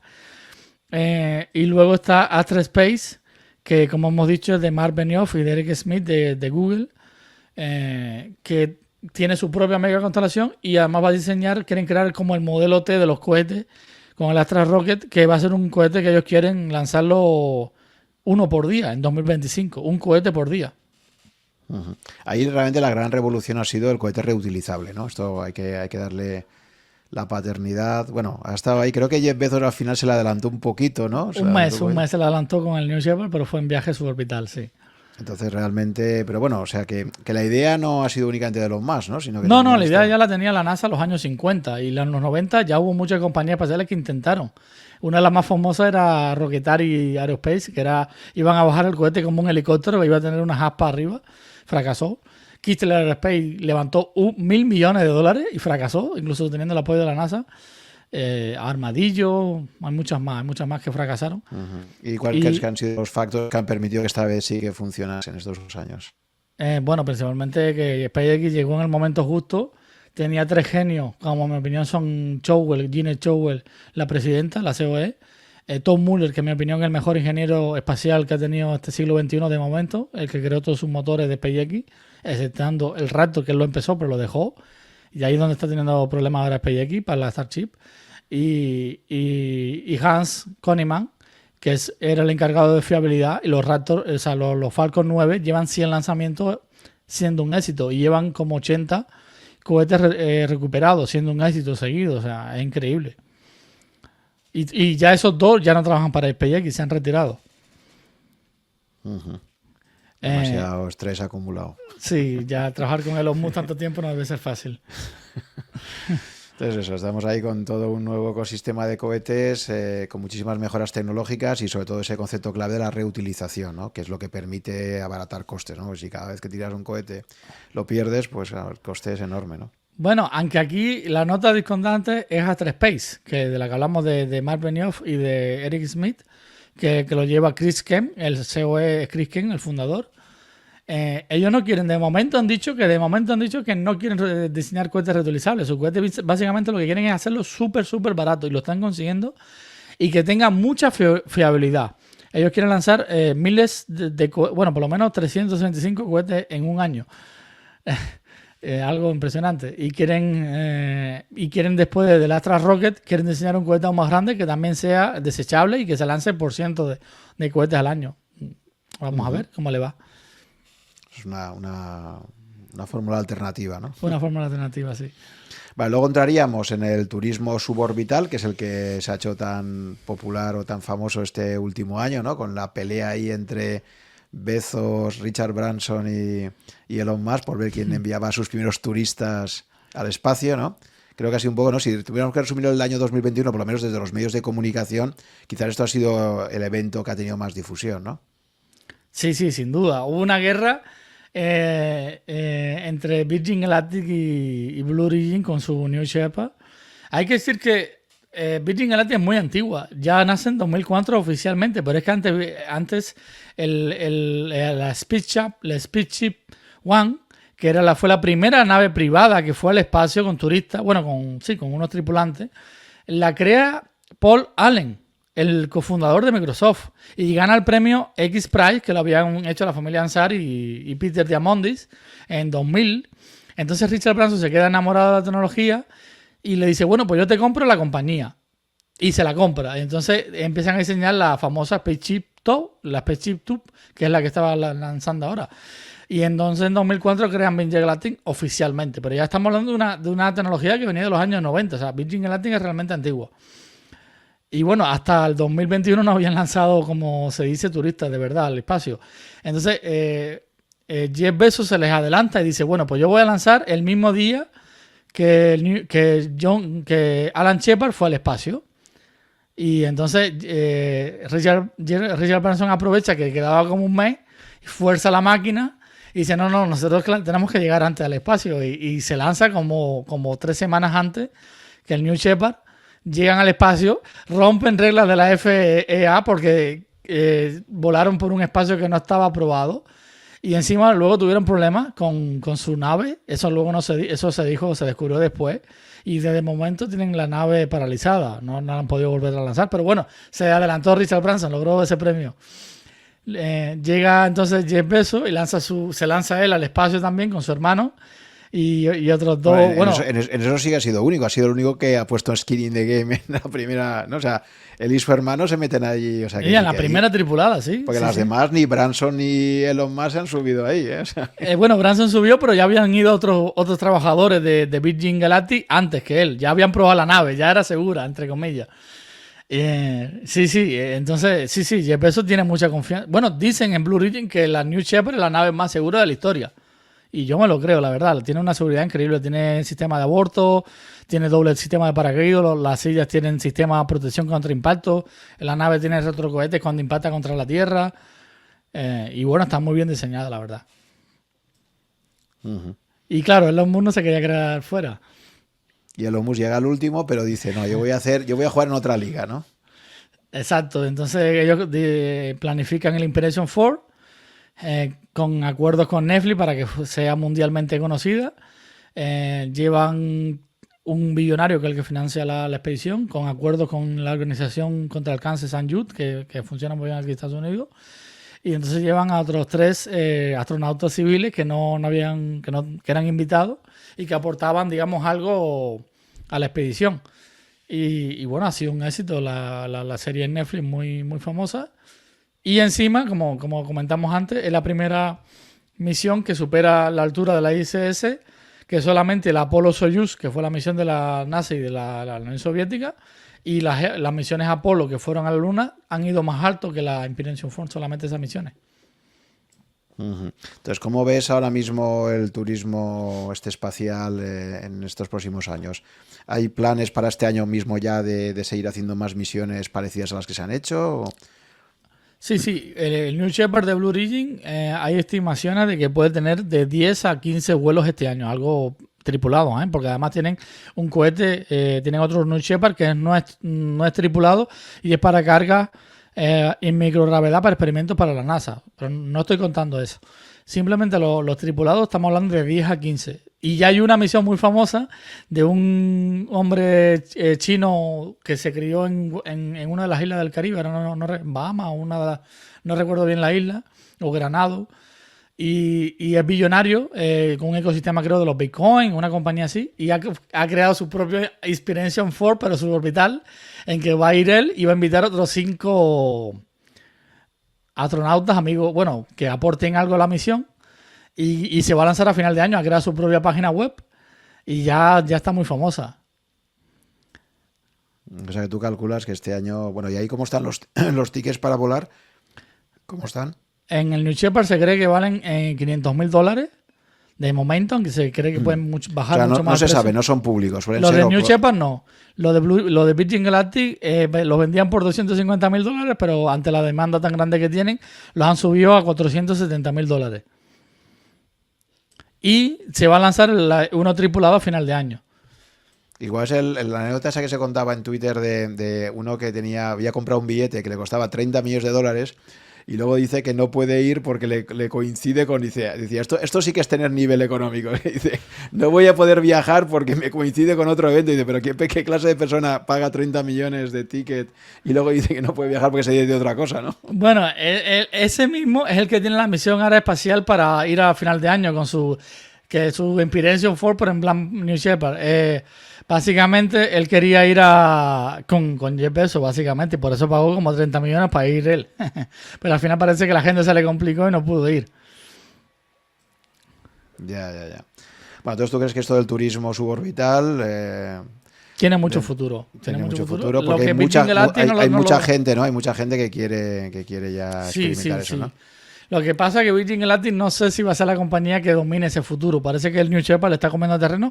Y por cierto, China está desarrollando hay una compañía china privada que está desarrollando su propio New Shepard versión china. Y otro también compañía china que también está desarrollando una nave espacial que vaya al espacio también en plan como Virgin Galactic, pero mediante un cohete, no mediante un avión. O sea, una versión más segura. ¿Y Europa y Rusia no? No, pero Japón sí. Ahora que me acuerdo, Japón sí tiene otros 2 proyectos más de naves suborbitales para turistas. Pero de momento están en eso, en desarrollo. Es que cuesta mucho dinero, hacerle esas naves. Que sean fiables. Vale, luego tendríamos el segmento de remolcadores espaciales. Sí. ¿Eso en qué consiste? Los remolcadores espaciales son como, digamos que en los cohetes grandes, van solamente los grandes satélites.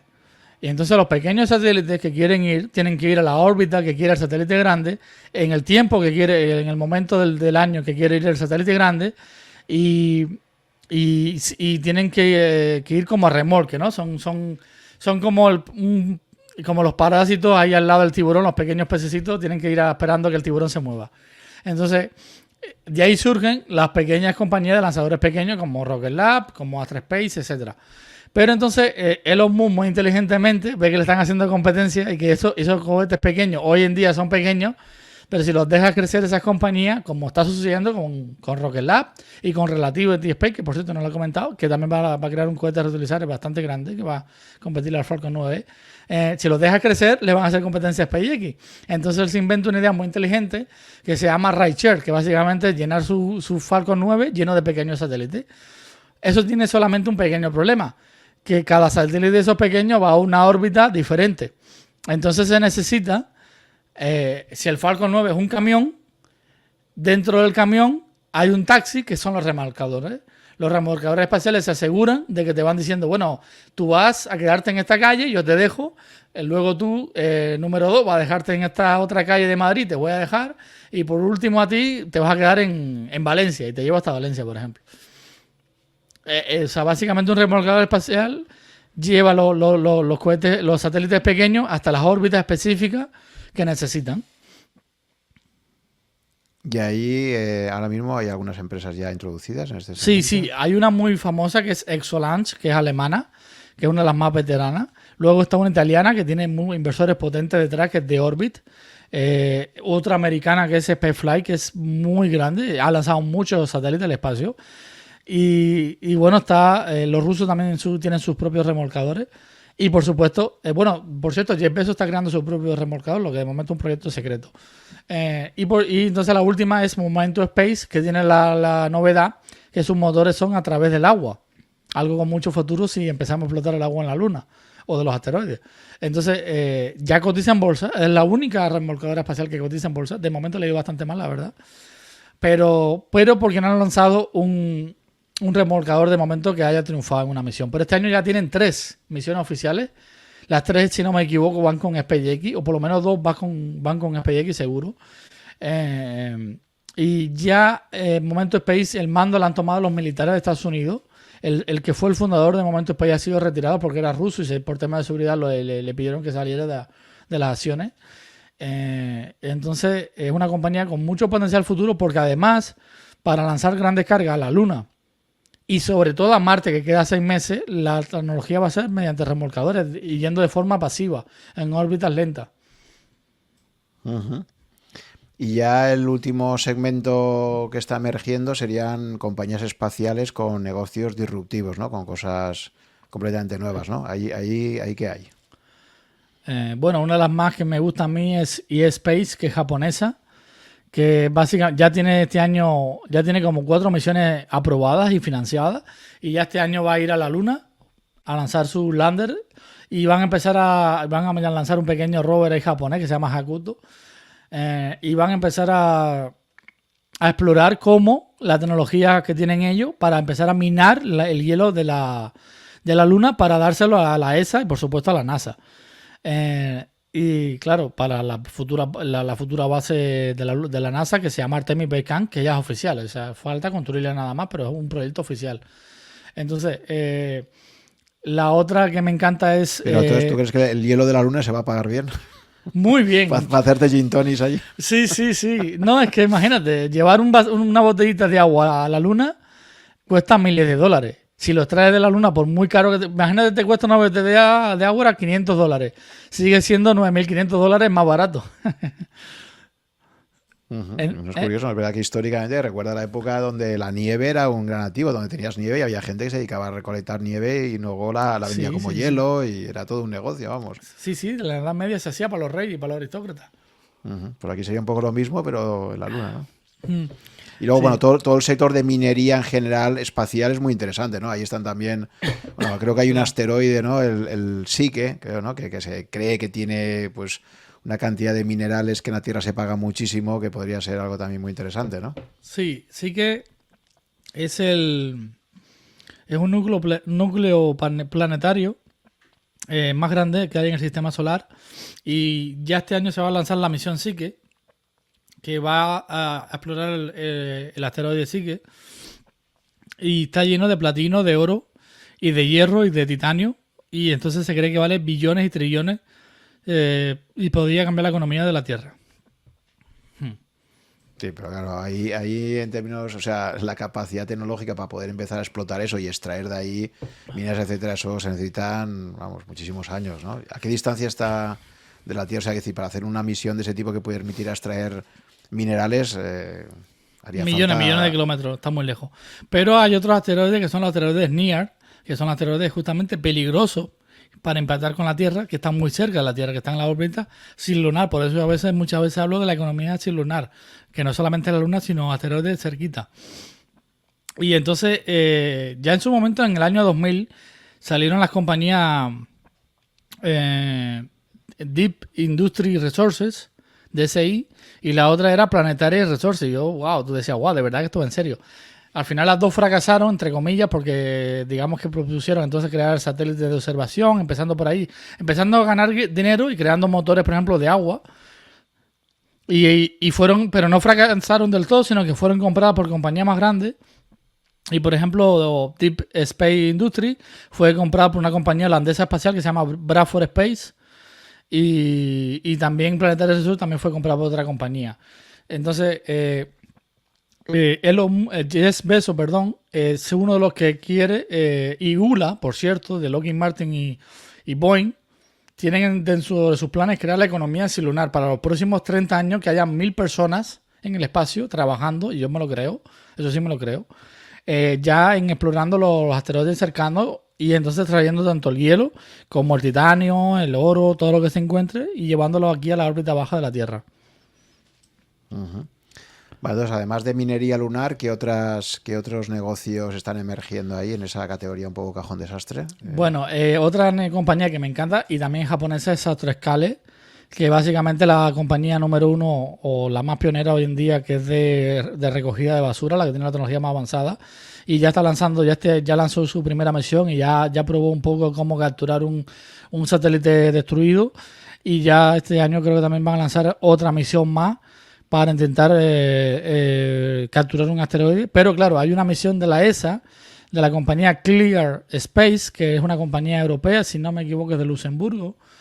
Y que Luxemburgo, por cierto, es uno de los países que más está apostando por el espacio. Ojito con eso.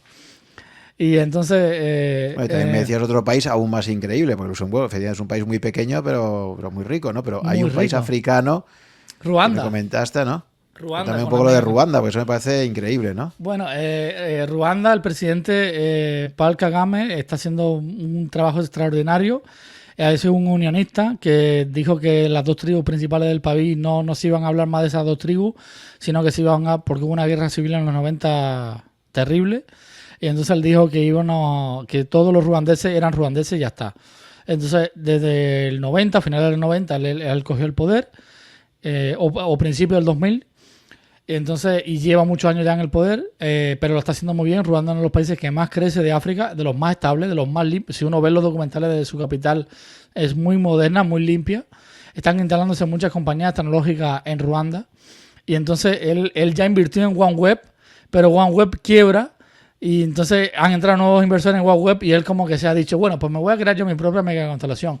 Y hoy en día la megaconstelación más grande aprobada en el mundo es la de Ruanda, que quiere tener 103.000 satélites en órbita baja. Claro, satélites muy, muy pequeños, CubeSat del tamaño, que se llaman pico satélites, del tamaño de que caben en la mano de uno. Pero aún así es un proyecto muy ambicioso. ¿Y lo ves realista?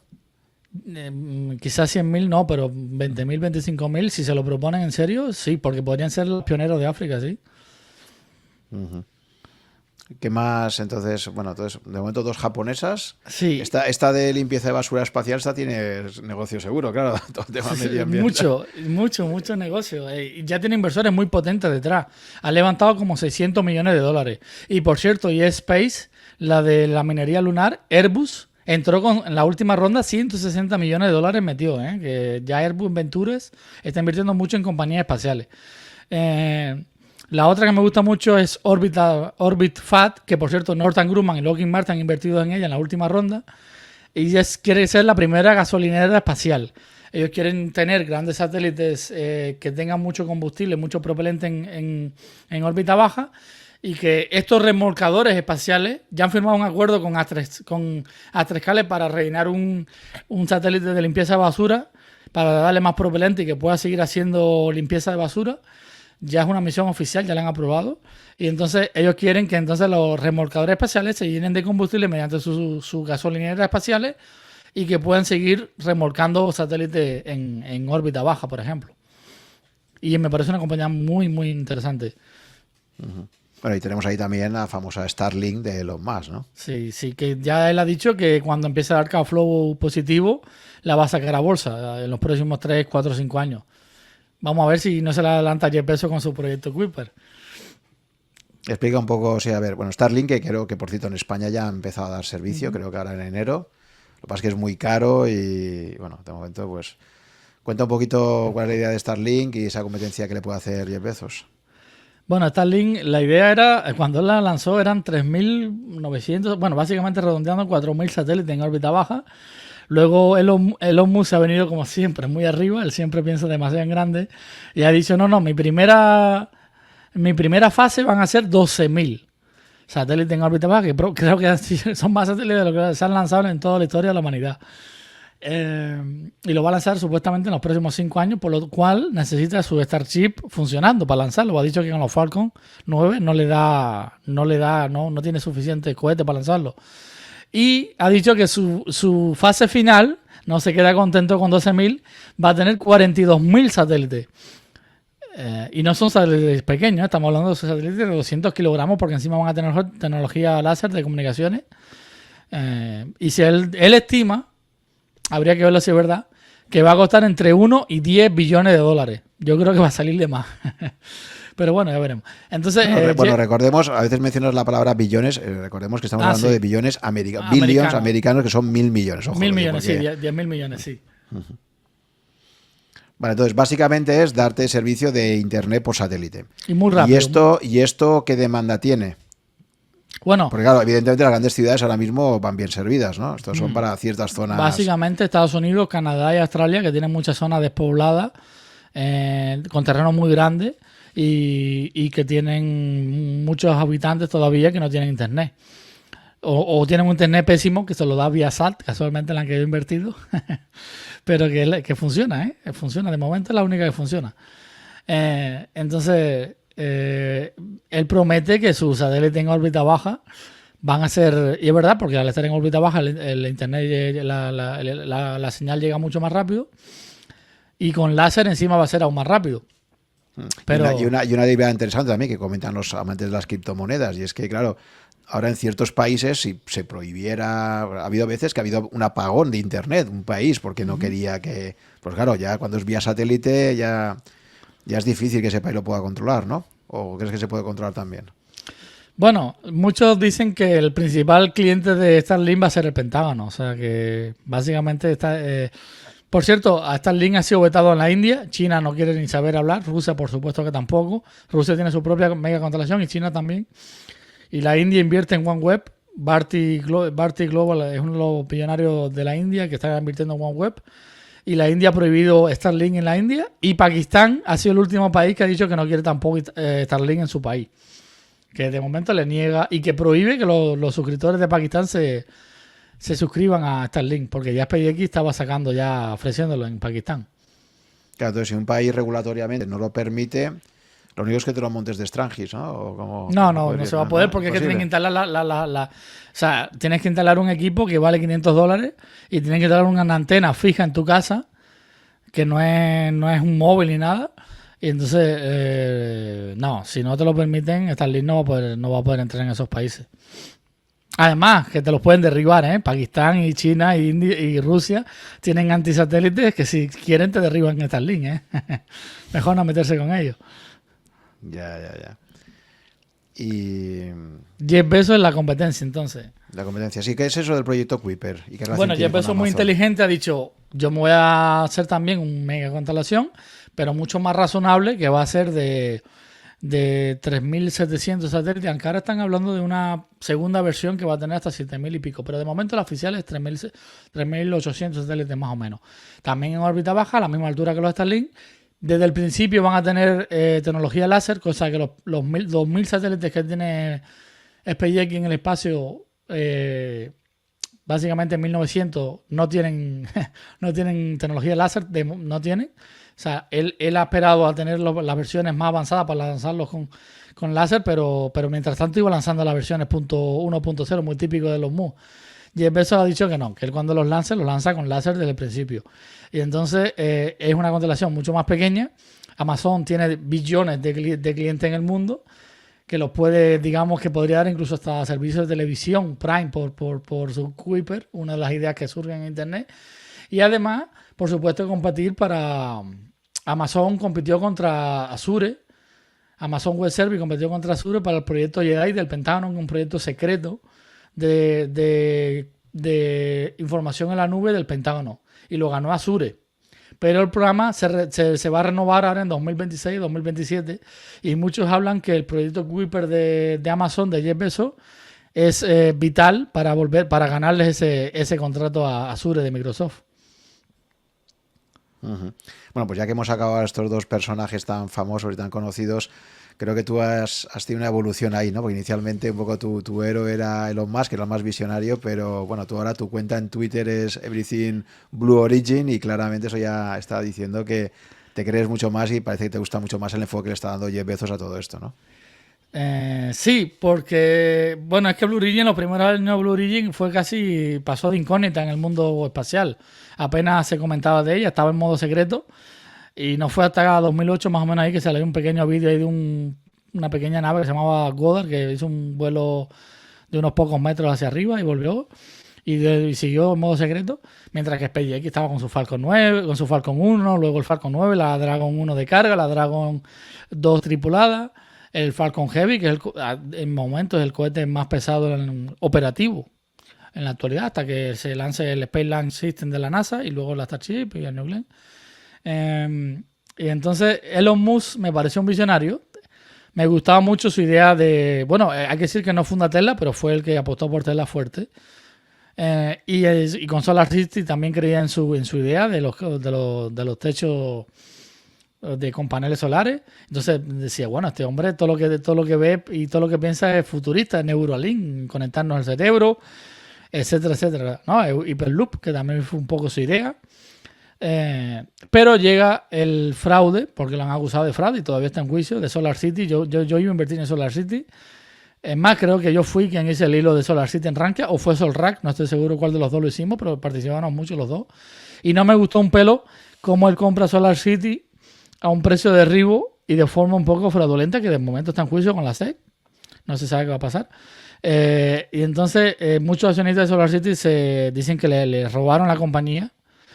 Y entonces eso ya ahí no me gustó. Entonces luego empiezan después del 2018, que yo celebré mucho el triunfo de Falcon Heavy, tanto el despegue como el aterrizaje de los dos boosters a la vez.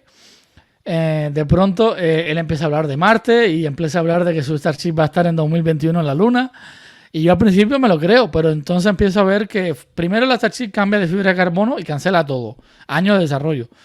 Luego empieza con el acero inoxidable y yo digo, esto ya no me parece tan razonable, porque el acero inoxidable tiene muy buena resistencia al calor, a la temperatura de la reentrada, y es un material muy fuerte, pero tiene un pequeño problema que se llama peso, que pesa mucho. Entonces nunca se ha construido una nave tan grande que pese tanto. Y él dice que la va a reducir el peso, pero de momento no lo está consiguiendo. Y luego con el Raptor se le va a Tom Muller. Él dice que no, que Tom Muller había sido importante, pero él era el ingeniero jefe de SpaceX desde el principio. Mi opinión me parece una cosa bastante orgullosa de su parte, porque todo el mundo sabe en astronáutica que los cohetes sin un motor no son nada, son carcasas. Y quien ha levantado SpaceX desde todo lo que funciona en SpaceX lo hizo Tom Muller.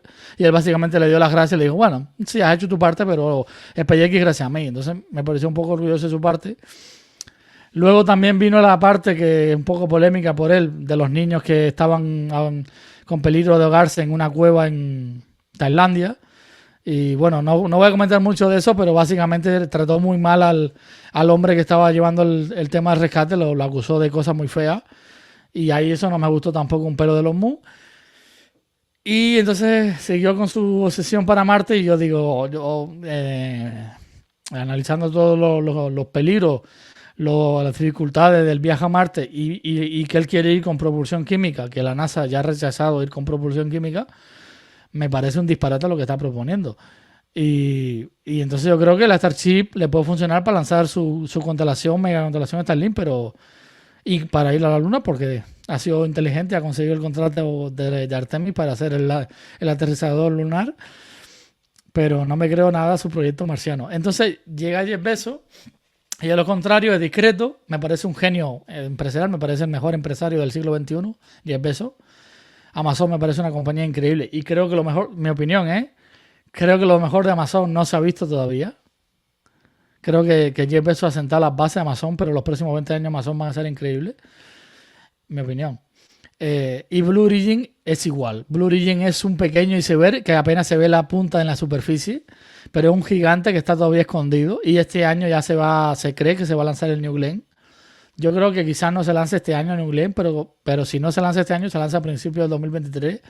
Sea como sea, los motores del New Glenn, los BF4, se van a lanzar ya en el cohete ULA, o sea, el cohete Vulcan de ULA, este año, sí o sí. Y van a ser los motores de metano más potentes en el mundo, que van a ir a órbita, porque Starship de momento no va a órbita. Y creo que no va a ir este año. Entonces, me gusta mucho más el proyecto también de Jeff Bezos porque es un proyecto, yo soy muy de la Luna, soy muy de la economía, soy lunar. Ya te digo que mi sueño es ir a Marte, pero los sueños son. Y me creo mucho más realista la minería lunar, la minería de asteroides cercanos a la Tierra y crear una base en la Luna. Y soy muy, muy, muy aficionado a las catapultas magnéticas en la Luna. Entonces, creo que el ecosistema lunar lo necesitamos sí o sí. Es como querer construir una casa por el tejado. Y Elon Musk quiere construir la casa por el tejado, que es Marte. Sin unos cimientos fuertes y unas paredes fuertes, que es la Luna, no vamos a ir a Marte, no nos vamos a crear una civilización en Marte. Y entonces ahí empezó a tener muchas discrepancias con su visión. Sí, porque la visión de Jeff Bezos es muy diferente, ¿no? Sí. Él quiere crear ciudades orbitales en Leo, que por cierto, en Leo están protegidas de la radiación espacial, principalmente por el campo magnético de la Tierra. Por la Estación Internacional está a esa altura por unos motivos. O sea, se podría haber puesto en órbita geoestacionaria, pero estaría mucho menos protegida de los campos magnéticos de la Tierra. Básicamente la Tierra es como un gran imán que nos protege de toda la radiación del espacio. Entonces, y la otra cosa que por eso él nombra Blue Origin así, origen azul, porque él quiere que la Tierra sea un megaparque natural para el futuro de la humanidad y que toda la industria contaminante se lance a la Luna. Uh-huh. Y toda esa visión a ti te parece más razonable y por eso ahora pues estás... Y más realista también, más realista. Pero es verdad que es una compañía muy opaca de Blue Origin. Bueno, ¿es 100% propiedad suya? Sí, ¿o tiene 100%. Otros inversores? No, solamente él. Él está vendiendo cada año, vende el 1% de su stock en Amazon, ¿no? Y con eso va financiando, ¿no? Poco a poco. Y de momento solo lo ha financiado él, pero ya está ganando contratos con la NASA, Blue Origin. El último es para la estación espacial Orbital Reef, que él se ha asociado con Sierra Nevada, con Boeing y con Redwire, que por cierto Redwire Space cotiza en bolsa. Y entonces ya él es uno de los tres compañías que han ganado contrato para ser la sustituta de la estación espacial internacional en Leo, su Orbital Reef, que va a ser la estación espacial del futuro, y yo sí me la creo que en 2025-2026 vamos a empezar a ver los primeros módulos en órbita.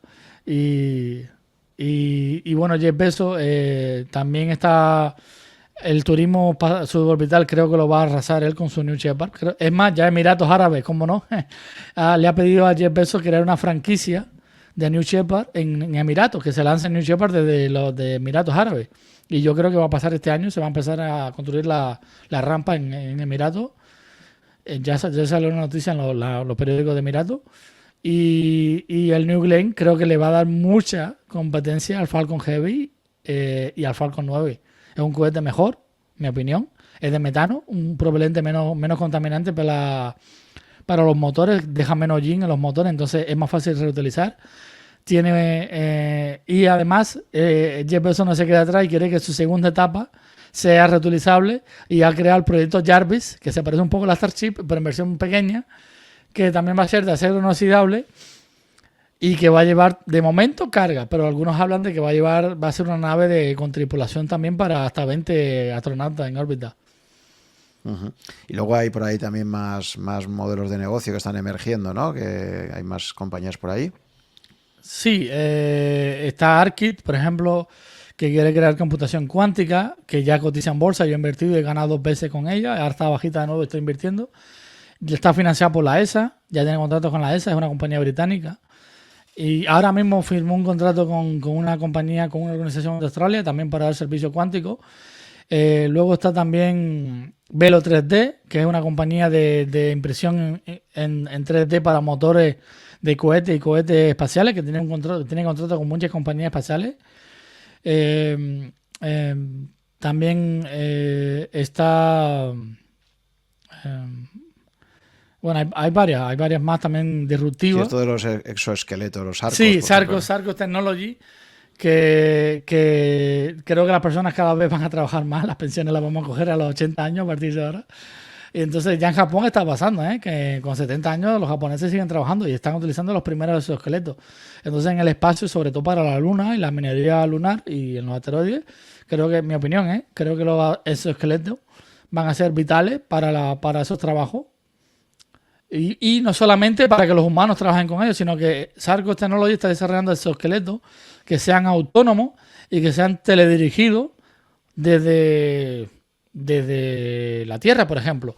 Lo bueno de la Luna, eso es otra cosa que no hemos hablado, es que los rovers y un robot, por ejemplo, que haga minería en la Luna, se puede dirigir desde la oficina aquí en Florida o en España y la señal tarda solo 8 segundos.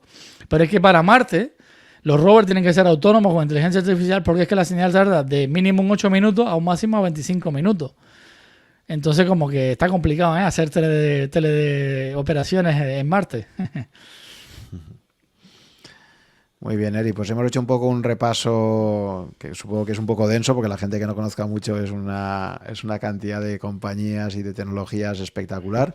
Lo que parece clarísimo es que esto está empezando a explotar ahora, que está súper de moda y buen ejemplo de ellos es lo que algunos de los hombres más ricos del mundo están todos ahí metidos en este campo, ¿no?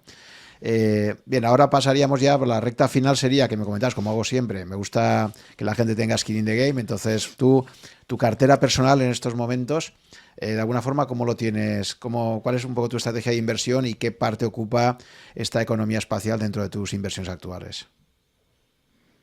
Bueno, hay que decir que hace más o menos 1 año y 4 meses compré mi primera casa aquí en Lakewood. Entonces, junto con mi padre, tuve que desinvertir bastante mi carterita y tuve que ahorrar más dinero para la casa. Y además tuve que a partir de ahora guardar un colchón porque digo, la casa no se puede perder. Entonces ya no es lo mismo. Entonces, digamos que he tenido que reconstruir desde hace 1 año y pico mi cartera de inversión.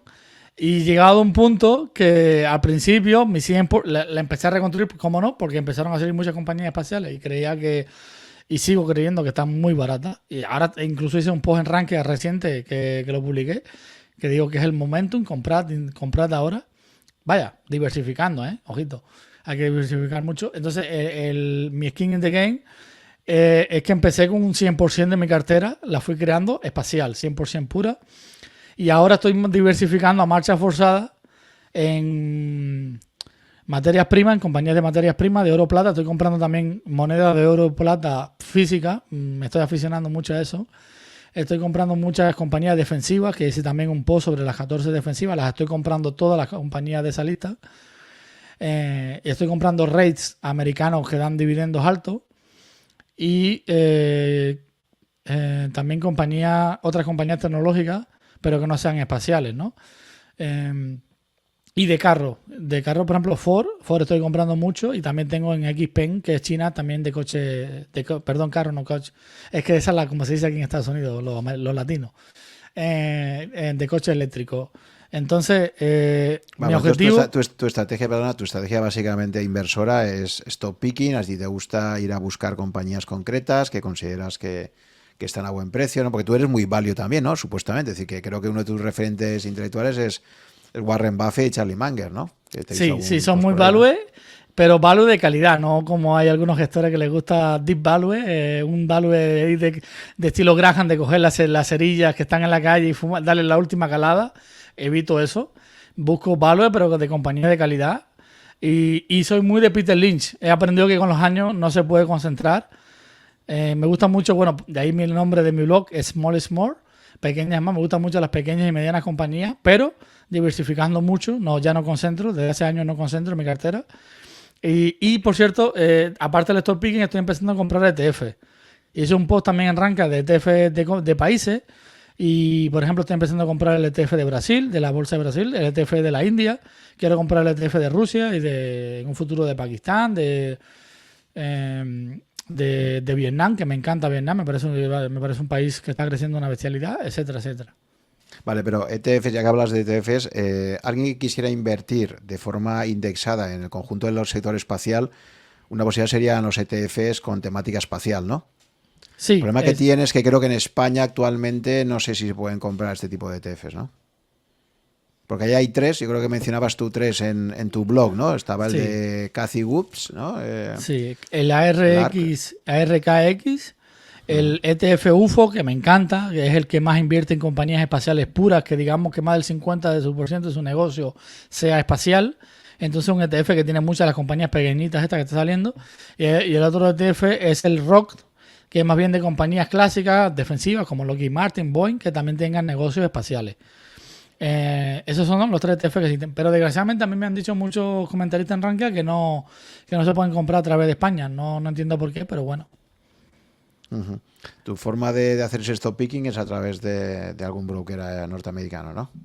Sí, utilizo Robinhood ahora mismo, pero en un futuro creo que me voy a abrir Interactive Broker. Porque, por ejemplo, no puedo comprar OHBASE, que me parece una compañía espacial muy buena. Y no puedo comprar MDA, que también es una compañía canadiense espacial que me parece muy buena. Y aparte, para poder comprar otras compañías que a través de Robinhood no puedo. Uh-huh. Vale, el futuro también de la carrera espacial también va a estar muy condicionado por las futuras presidencias norteamericanas, ¿no?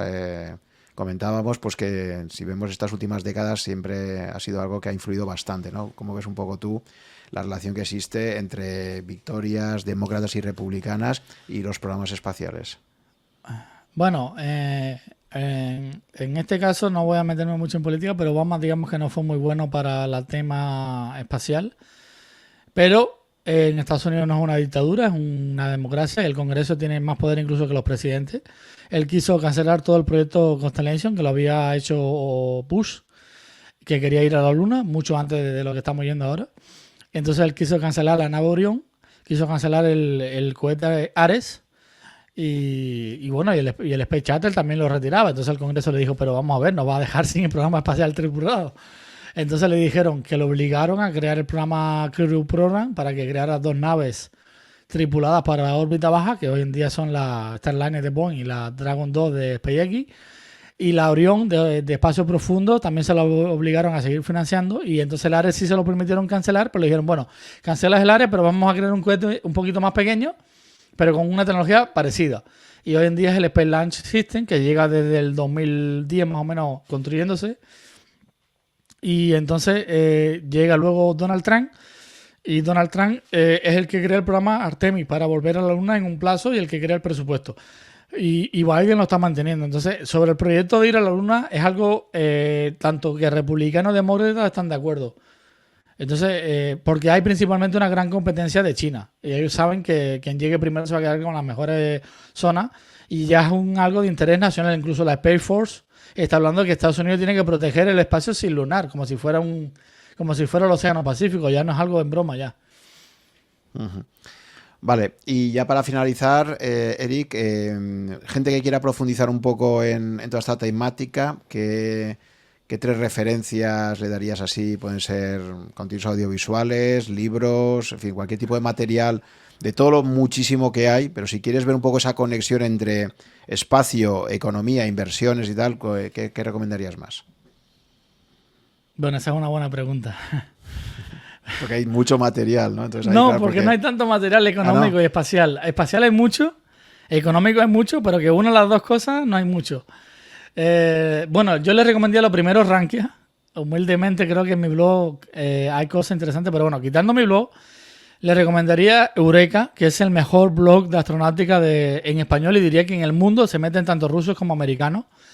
Eureka de Daniel Marín, que está en la comunidad Naucas, que es una comunidad de científicos. Daniel Marín es astrofísico, es una persona que sabe mucho del espacio.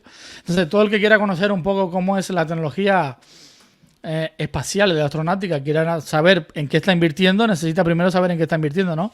Entonces, creo que Eureka es el mejor lugar.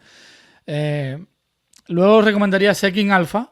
De todas las compañías que cotizan, en Seeking Alpha hay muy buenos analistas. Claro, está en inglés, pero bueno, es donde único hay. Que analizan tanto la compañía de lanzadores, de observadores, de fabricantes, todas.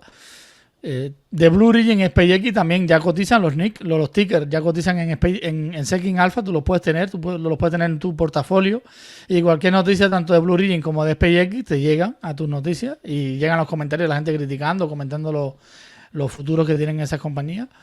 Bueno, en Rankia creo, en los foros, yo no sé si ya tenéis también ahí algún hilo. Sí, ¿no? Que yo tengo el hilo, yo creé el hilo sector espacial, la última frontera, que voy comentando todas las noticias del espacio, y a todas las compañías espaciales que cotizan les he abierto hilo. Incluso a SpaceX y Blue Origin, que todavía no cotiza, también les he abierto hilo para cuando coticen.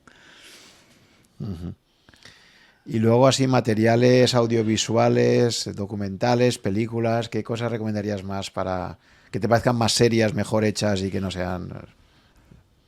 Bueno, creo que hay por ahí una película que fue la que hice Jeff Bezos, ¿no? Que le inspiró muchísimo.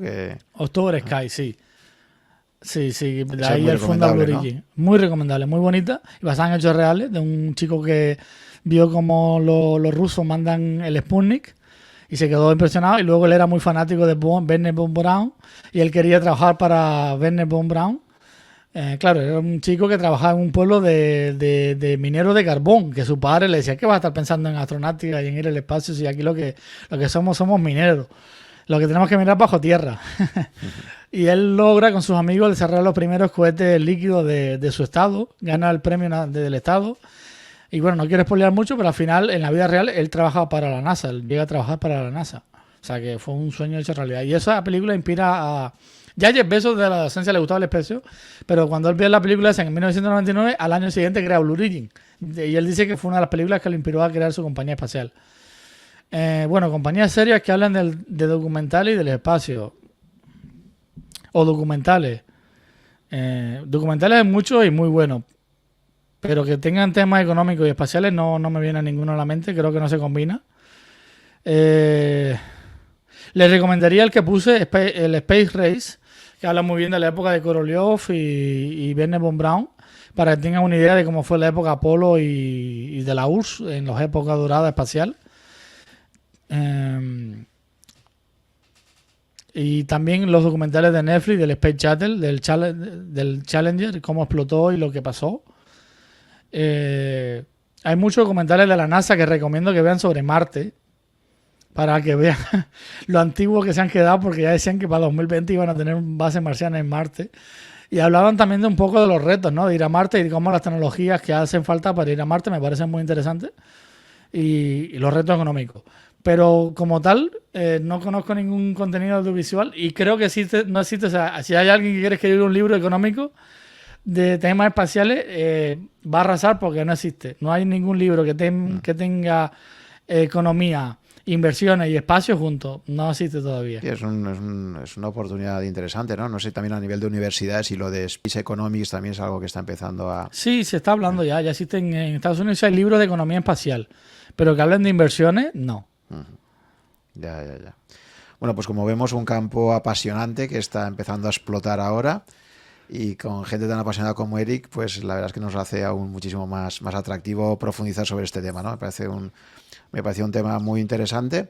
Así que nada, ahí os dejamos toda esta enorme avalancha de información para que poco a poco la vayáis digiriendo. Es un sector emergente, interesante, como siempre, con muchísima prudencia, aproximarse a él, investigar, profundizar. Pero bueno, ahí tenéis el blog de Eri para seguir un poco todo lo que vas comentando. Y nada, pues Eri, muchísimas gracias por esta explicación introductoria. Se puede rascar muchísimo más ahí. Si el programa tiene éxito, pues puede que hagamos una segunda parte para profundizar en aspectos ya más específicos de todo este ecosistema. Y nada, muchísimas gracias también por pertenecer a la comunidad Rankia y contribuir tanto pues desde hace ya 10 años. Sí. Un placer para mí. Rankia me ha enseñado muchísimo. Y bueno, si yo ahora puedo aportar mi granito de arena en ayudar a otros en temas de inversión y sobre todo un sector que tan poca gente conoce, pues un placer, de verdad. Creo que soy de los poquitos que han hablado en español de inversión espacial, y en inglés también he sido de los primeros, porque sé que en Alfa tampoco habían tantos hace años que hablaran del espacio. Muy bien, Eric, pues nada, lo dicho. Muchas gracias y a ti, hasta Juan, la próxima oportunidad. Hasta la próxima.